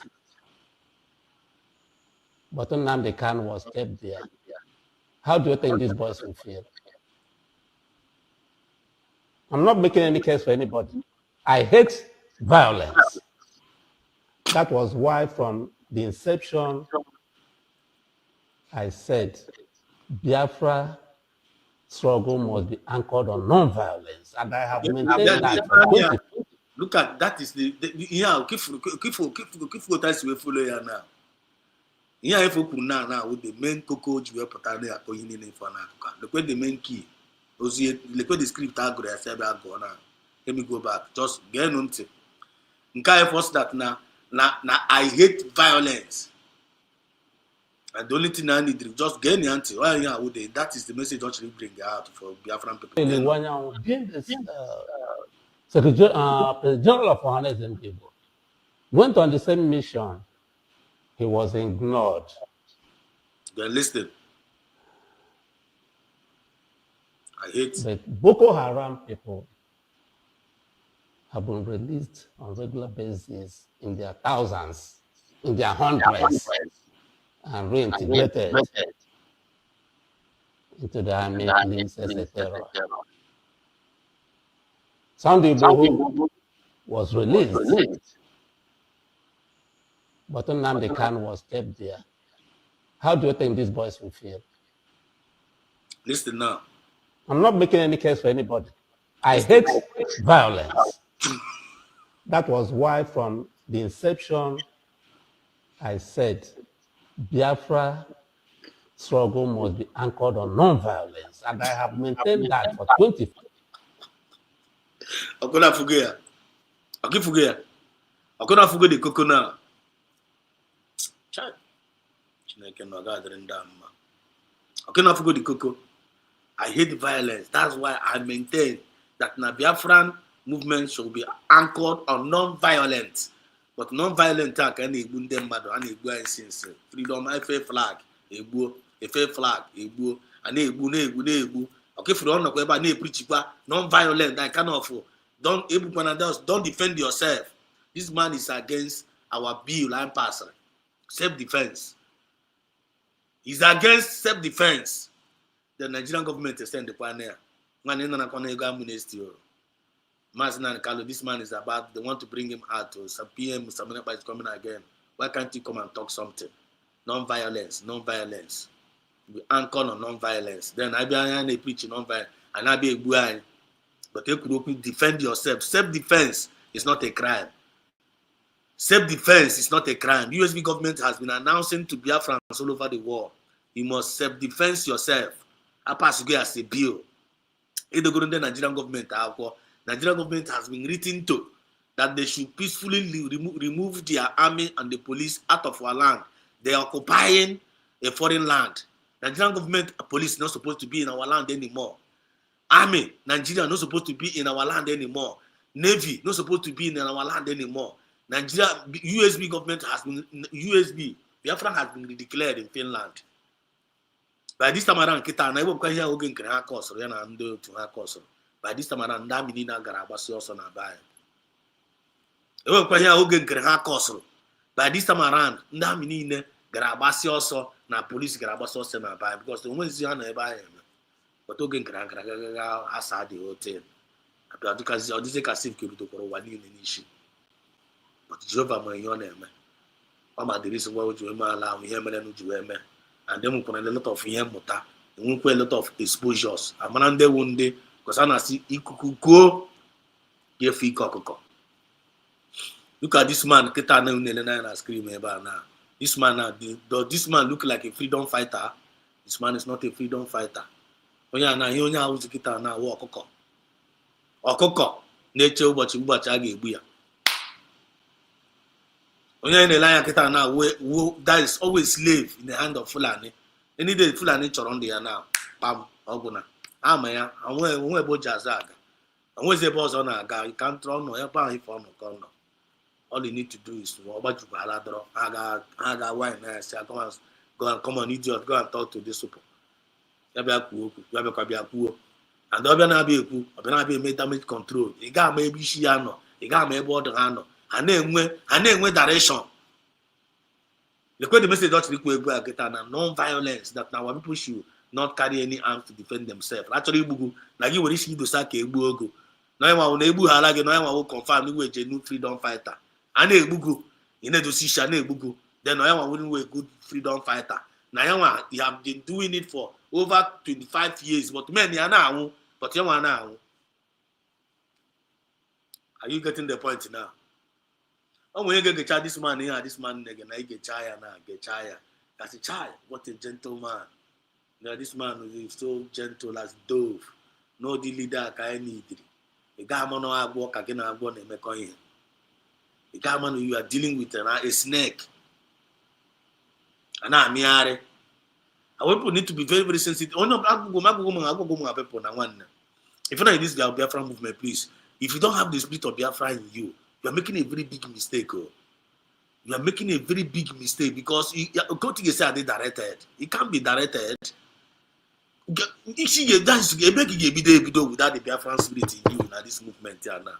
You can learn matter. You can win interpretation of who that person is. But the Biafran spirit is not in you. If Biafran spirit is not in you in this Biafran movement, man got trogasi. You got man be trogasi. If you don't have Biafran spirit in you, man got ogayo. You got man be man na ogayo. You can just know they be able to go because the spirit is not there. But when you have the spirit of Biafra in you, one only oku like this, one nigga mad the meaning of that oku. And nigga mad the intent to go ya. You can't deceive Genu Biafrans. You can't oreha. In the how come in the how come I don't mean is Hakoporogo. You get in a hammer. Maybe they are just giving you time. I'm a time old like this asking now, we're watching the pin in our heart. I make analyze. You shall draw go. At the end of the day, give us some with the highest. You go. Yeah, this man they make it time now. I'm with a very, very big respect for Wazirike. At least for the one he have already done. For the one he have already done. I'm with a very, very big respect for him. But today, first not resign, they go. Wazirike saying how resign, they go. You don't need to be talking about Biafra anymore. You don't need to talk about Biafra anymore. So see game away, but I ain't gonna no because no Jishinike. You know, Manika go na Chineke na ba unu me. Why he gonna me? Oh, you Wazirike is supposed in me. You don't need to talk too much. Hey, you buy a camera again one no no. Unu ebusila no unu, unu na egbo unu no kigbe. Unu kwesi no egbo no, unu ko onye gbukwa na nwanne ya. Ya unu na-eme ko na unu Biafra kunu na-eme. Unu afro no mo emegodo nke mo.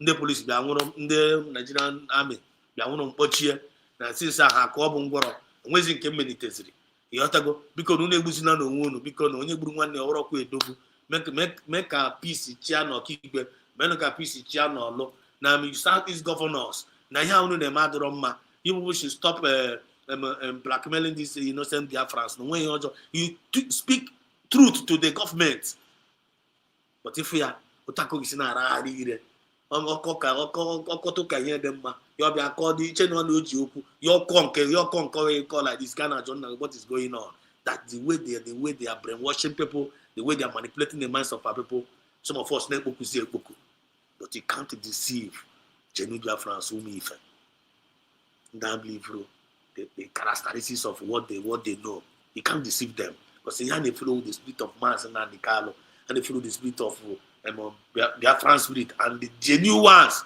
had the connected. I'm not FIFA, not for more. And the beginning now continue when they protect and they preserve one because one no joy nature. Hatchoko, all the nobla nama.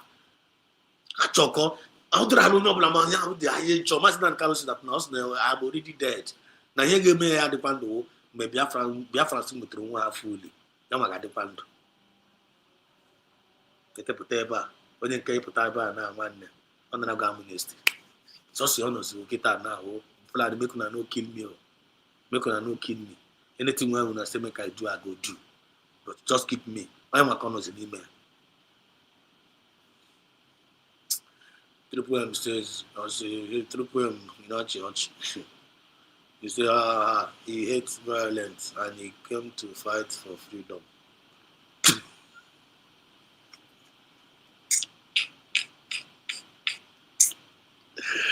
If we go here, but he came to fight for freedom. I don't understand these people. I don't understand. You see, he tell us one country in Africa that are getting freedom in a peaceful way. Imagine. Get on this man, don't 5 years. I don't support violence. One more time. I said, Biafra struggle must be anchored on non-violence. Went on the same mission. Listen. It was ignored. Listen. But Boko Haram people have been released on regular basis in their thousands, in their hundreds, listen, and reintegrated into the army, police, and then will be being reintegrated. Boko Haram be released in thousands, in hundreds. Then they may reintegrate na Nigerian forces. Ebunye kwa hegbe, ebunye hamma. Have na Southeast, and I be a our people. They may peaceful freedom fighting. They Neji flag. They Boko Haram, and I be a buha. Then we hammer. Then you preach quasi Yama was Rike. They preach quasi Anuma. Then Kaima Bia, Kaiburisha, just land the Boko Haram, integrate na Nigerian forces. Kabia will say, Na Abiawa, Na Baraka, no Kebuan. I can't try now. I can't this man now, try now. So that move for the know something, an ability for you to assess that information. Man with the content of the intention of the content. You must know the intention of the content. You know, black and public. You know, black man with the intention of content on they create. You know, if you know, man will be I'll give you go be this man now. I put on the man as a cotis we mara yonya bu no be. But you know nkronya na meta. You can easily assess the person's heart based on nkronya na meta. When always go kawashi. Because move for the name mother like this sometimes he will sound off. You have to go. Listen to him now. Listen to me. Okay, no nakita now. Now the Boko Haram, now they release her in thousands, in 100. After how much akora nini na haburo, no one nye mena arrest, no one na ogaribe. Then I chakwa makaba release kwa ha be wurikwe be bunye kwa nde Boko Haram ha. Obatakwa ha na ame. Then unye kwa ha bu shift na Biafra na say abia bu continue bu kwa. Then yamo wazirike wa our former leader na kwa trying that na I hate violence. Na I made we say that na this Biafra movement here na can eme nko without arm.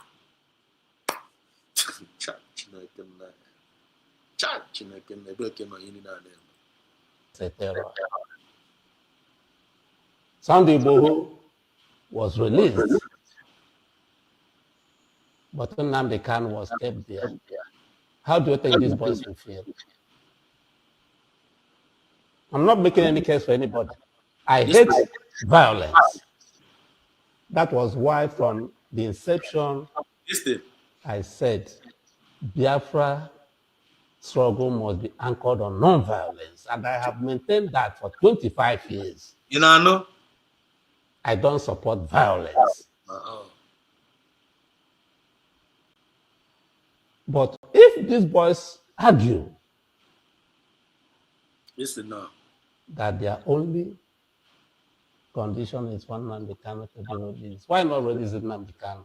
And let us say who else would kidnap tomorrow on behalf of Nnamdi Kanu. If you today put here, why not release Nnamdi Kanu? If this boy say that the only solution is the release of Nnamdi Kanu, why not release Nnamdi Kanu? If you today here, politically, instead of young in Bamba, so why are you people still holding this man there? Why? On Kegini mere. On Keju Uruze Gene.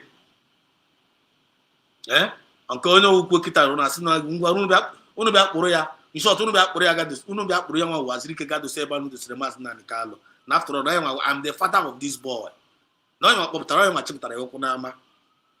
If you don't want to release Nanikalo now, come and hold me responsible. When you have Ubazrika is supposed to preach in a shake in Nigeria, and Biafra Sakuria Nazo.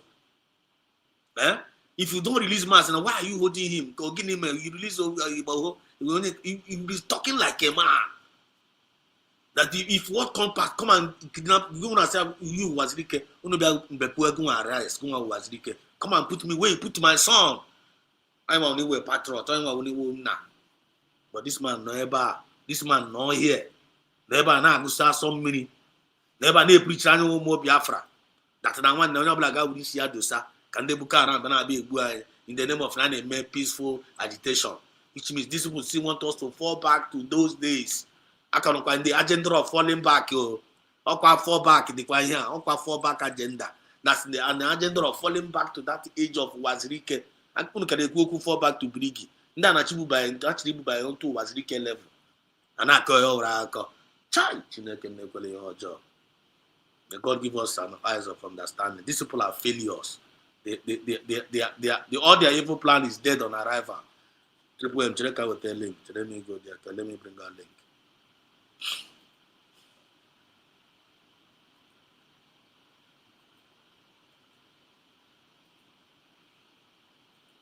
This is the link. The link is there now. You have to go.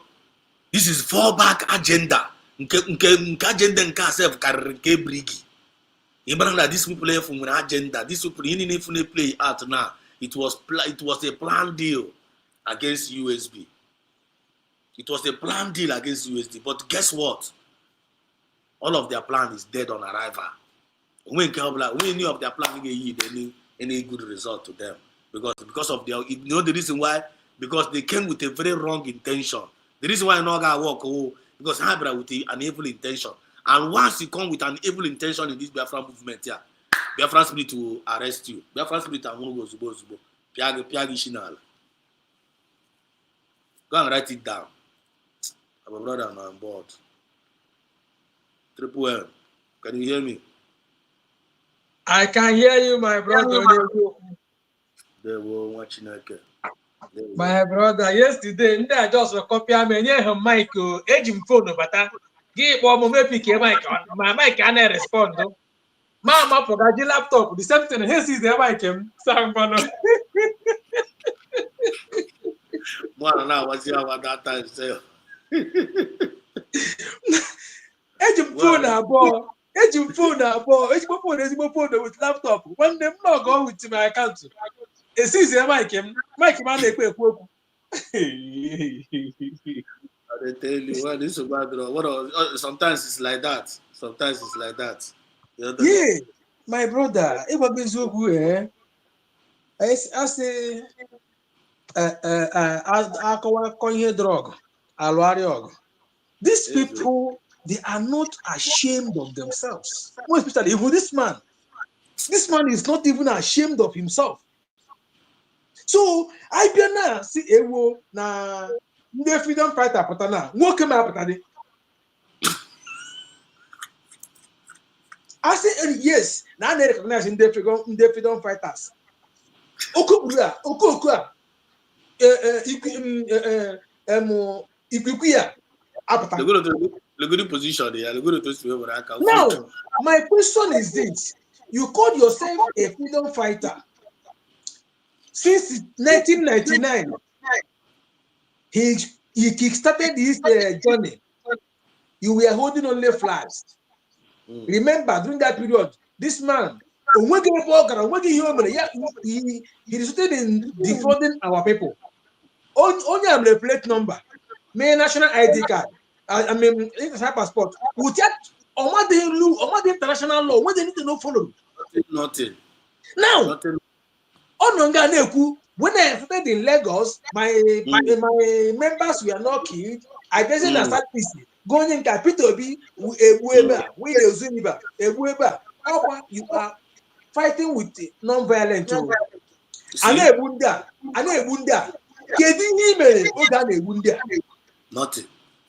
Nothing. Give the non-violent. Oh, the freedom fighter. Now, I need lemma. Spring up 1999. Remember, this animal fought him to the extent of kidnapping on his wedding day in order to stop that same course. Okay, that is by the way. Now, when this Fulani militia rampage overrun everywhere, they were coming to the southeast. Started shouting, they are coming, they are coming. This so-called man that called himself a freedom fighter, what did he do that time?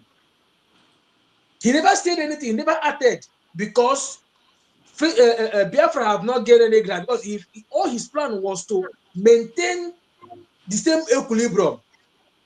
This flag. This in okay, may have nanya a flag. Okay, may have nanya. Maybe a flag I better lower. Okay, may have nanya a flag naga. I'm a chair. I wonder about country. Hey, make a shot. Hey, make a shot. We bobla Johoy. I talk to that day. Not boy for a lot of to that days. Give me an idea. No. Non-violent. Mega non-violent. And now, in the history of the war, also a lawyer. Oh, my international law. Freedom fighters legit flag without no arms. Give life ammunition now. Osu Nigeria that period. Osu international court. Yeah, they here now, but they are peaceful and not people. Peaceful and walk by on. Peaceful solution. Walk by on. Ono the kunya. Ono the kunya. Ono gradually looking at the hanya. Now, when our leader Martin Kelly was taken, he also came out and talked rubbish on his favor that mitigate here. Why are they create to ESN security? I will be a country. Now, clearly. our PM abia ya turn on her get corner fight that same cause because all you say Biafra now as a personal business.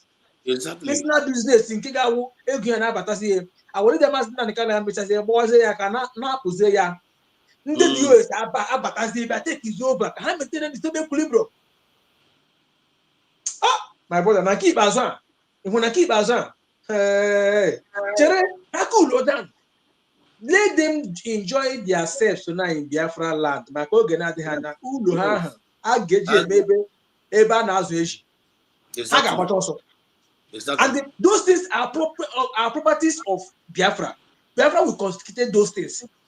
All Biafra, Biafra again will real main also. Anyway, we don't, my brother. We must continue. We know them.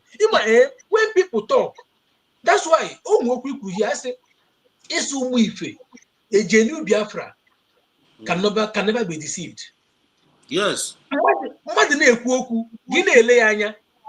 Spirit of Biafra na make interpret you know they make Brgie movie again and we any no be or what do you know Triple M the thing they make it right right sure now sure upon no guy dey oh my country also oh no na-ekwu a peaceful freedom fighting non-violent ya gụzie ndị nke ya na-ebu flag egburu na ya ngụmazụ onye isi ka ihe mere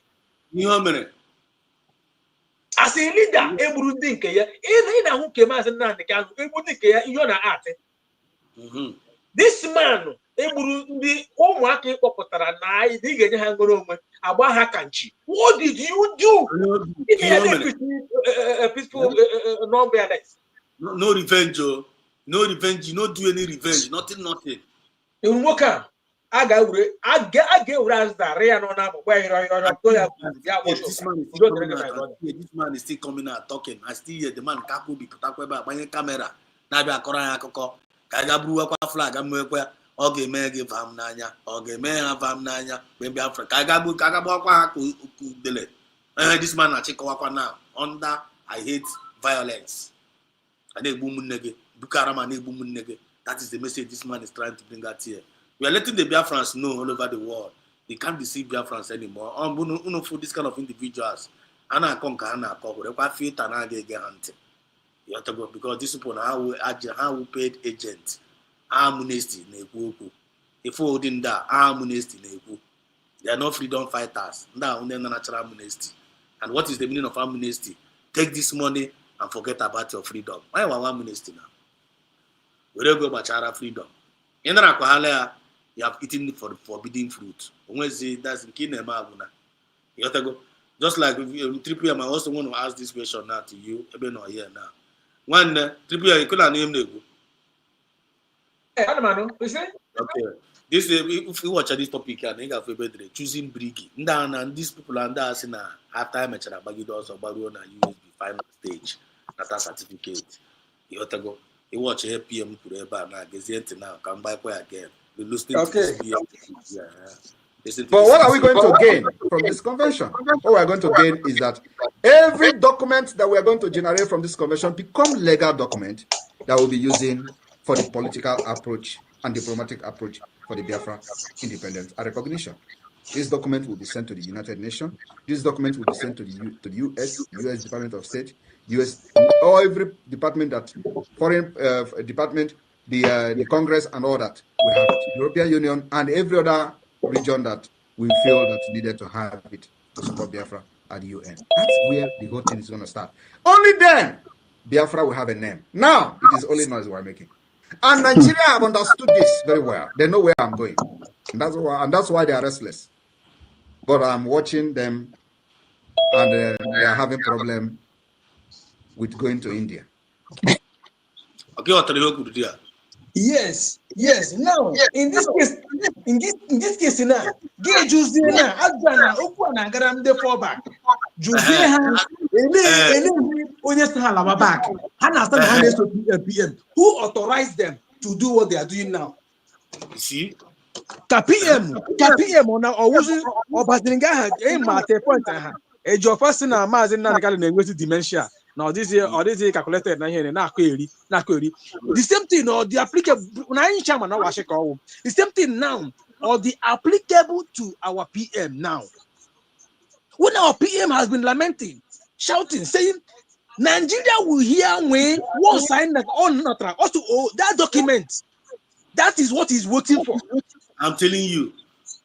Then that is why they fight to a nail to make sure And they I are not on down.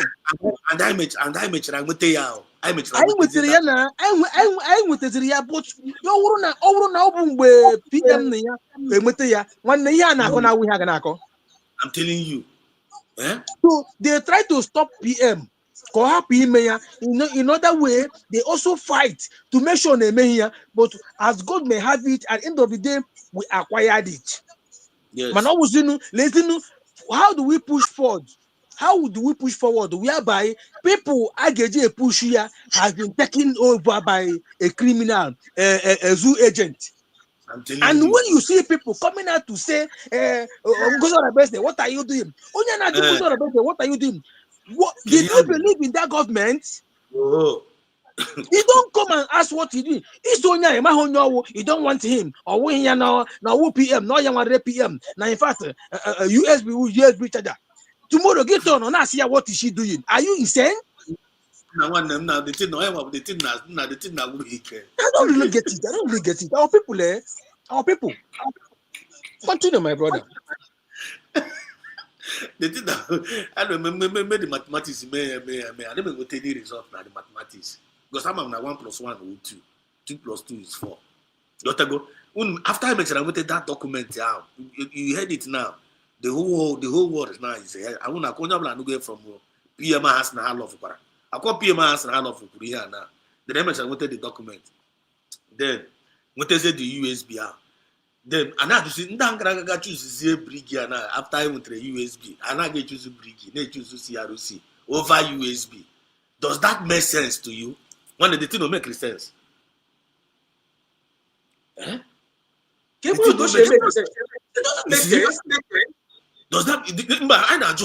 that make sense to them? How myself say Apro USB? Gagana Kako Brigi. Everybody got to don't make sense to them. I'm not going to say, but they can bring all the day. If at all that Brigi is what we want to get what we are looking for, my brother, why will our PM be in hurry to go for USB to generate those documents? I can remember why generate the document na Brigi. I read the story Biafra in SI. I move from that place now, but everything was step by step. In one okay, buzo do word. But we buzo water mama waso. Or what you see, ya do chado, mecha buzo water, but we bere. Ya room boga waso, ya unable to hot again. Obio I think you. People don't reason. My brother. You see, I blame a government. And with a body of the government. Due to one issue in France and Raya, Abia cabinet meeting. Open or don't a create a particular committee gonna solve those problems. That committee, Abia all of the study. Within 48 hours, he will take letter of appointment to cover election for another person. Whereby only she may not appoint 4-man committee that will see to government once they declared the people that will organize and the fix people for the next position. Hey, man, that he ignore. And when they government now, on down we have government to. I'm a water. Those 4 men, equally me as because ya wuna our DPM game in Yaka. How about Tana I draw her, Biafra just to have Juna. Here, warn her. See, Arusi, we are dissolved by the whole house. Man, every people, our PM been appoint. So, na how gaga haje ote USB gade. Only obla how we know gaga feba. One day, looking at Bromania. nwoke na-abụrụ nwaanyị ewu eshi ọdọ ya kpọ gị dị abụọ nke ibrokeshi mbụ na ịbọtara ya na ya wụ na ịbọtaghị ọ ga-akpọ gị eshi ọdọ ndị na-ewere ọrụ na USB bụ ndị rụtara ọrụ ha ị ga-arụta nwanne adọrọpụọ gị then why all this problem and our people always follow nne ị chọrọ ịga n'iru go to your business o onye tinye na-eme wepụ sentiment aside wepụ sentiment asụ ya gbagbo mpa gị ma ụma gị ohe bụ ji zu ohe ji na lata egbu in all ramification ọnwụ na ọwụ my own person ọmanye ọmahịa nna ti ya nga ahụ onye nke m onye ịbịa ime ya echi ọrụ who recommend you is he a senator or a governor ga-esi obodo a ga-aga n'ihu I'm happy na ya alala o thank you my brother. Thank you so much my brother. People are always on point. A wonderful contribution. I want to ask you about draw and let me just check. Just hang on. Let me check whether my video go fundraising. Let me check. Ah, it's open now. Should I go there? Camera. Let me come back there. Camera.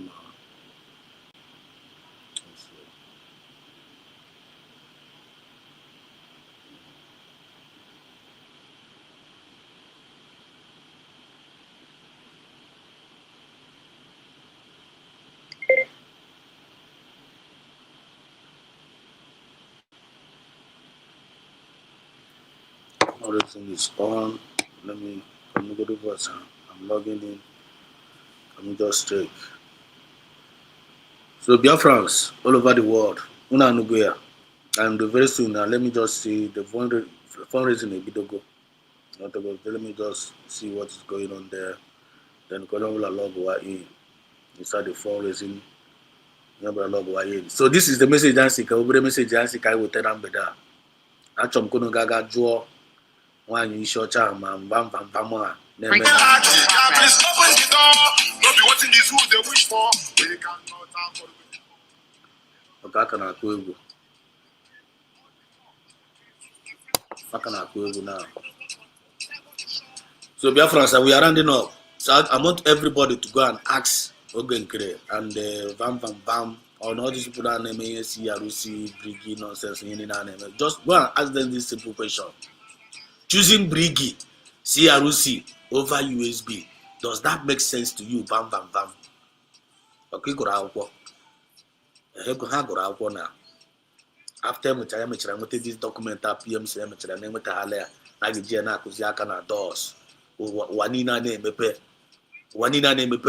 because I want to go document. Then after we the document, which is that USB, then he want to be choosing Brgie, be acting CRC. Over that USB. Does that make sense to you? Bam, bam, bam. Go on, bam, bam, bam.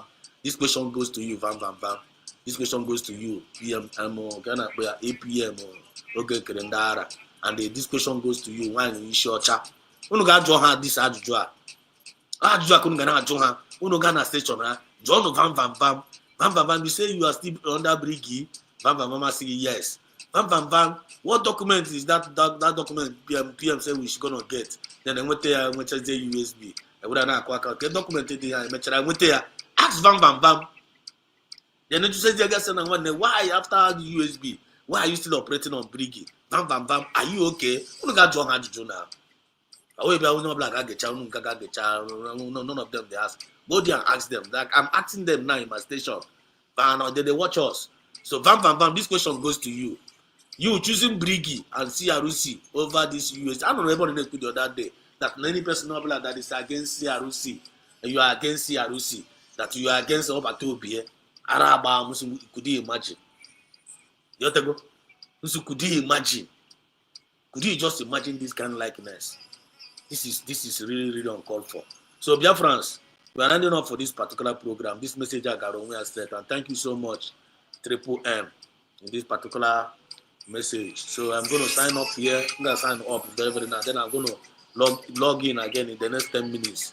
Then by then at the fundraising, then we'll still meet here. So please, God bless you all. I love the money of go for a short of words to thank you guys. I draw easy, but you couldn't make all easy. Umi Feni, no black waka yoto. No black waka yoto. Is genuine in this movement. It's all about self-discipline and moral decency. You just get there. And when you're not cheating, you're going to again not cheating. USB have come to stay. There is nothing that the enemy will do that will bring down this USB. There is nothing. And the only plan against you, because when you're to continue to support your government, continue to encourage yourself, continue to do what you need to do, and leave the rest to God. Just do your best and leave the rest to God. Do your quota. When I say quota, genuinely. And the government make a sure you man will be when they and be clear name because your man will be name or your man challenges now, but challenges will come and challenges will go. At the end of the day, victory is ours. So I thank each and every one of you on the comment section and people on the Zoom. God bless you, and God bless the DPM. I'll be right back. So let me just log in and log back again for the USB fundraising. God bless you all. I'll be right back.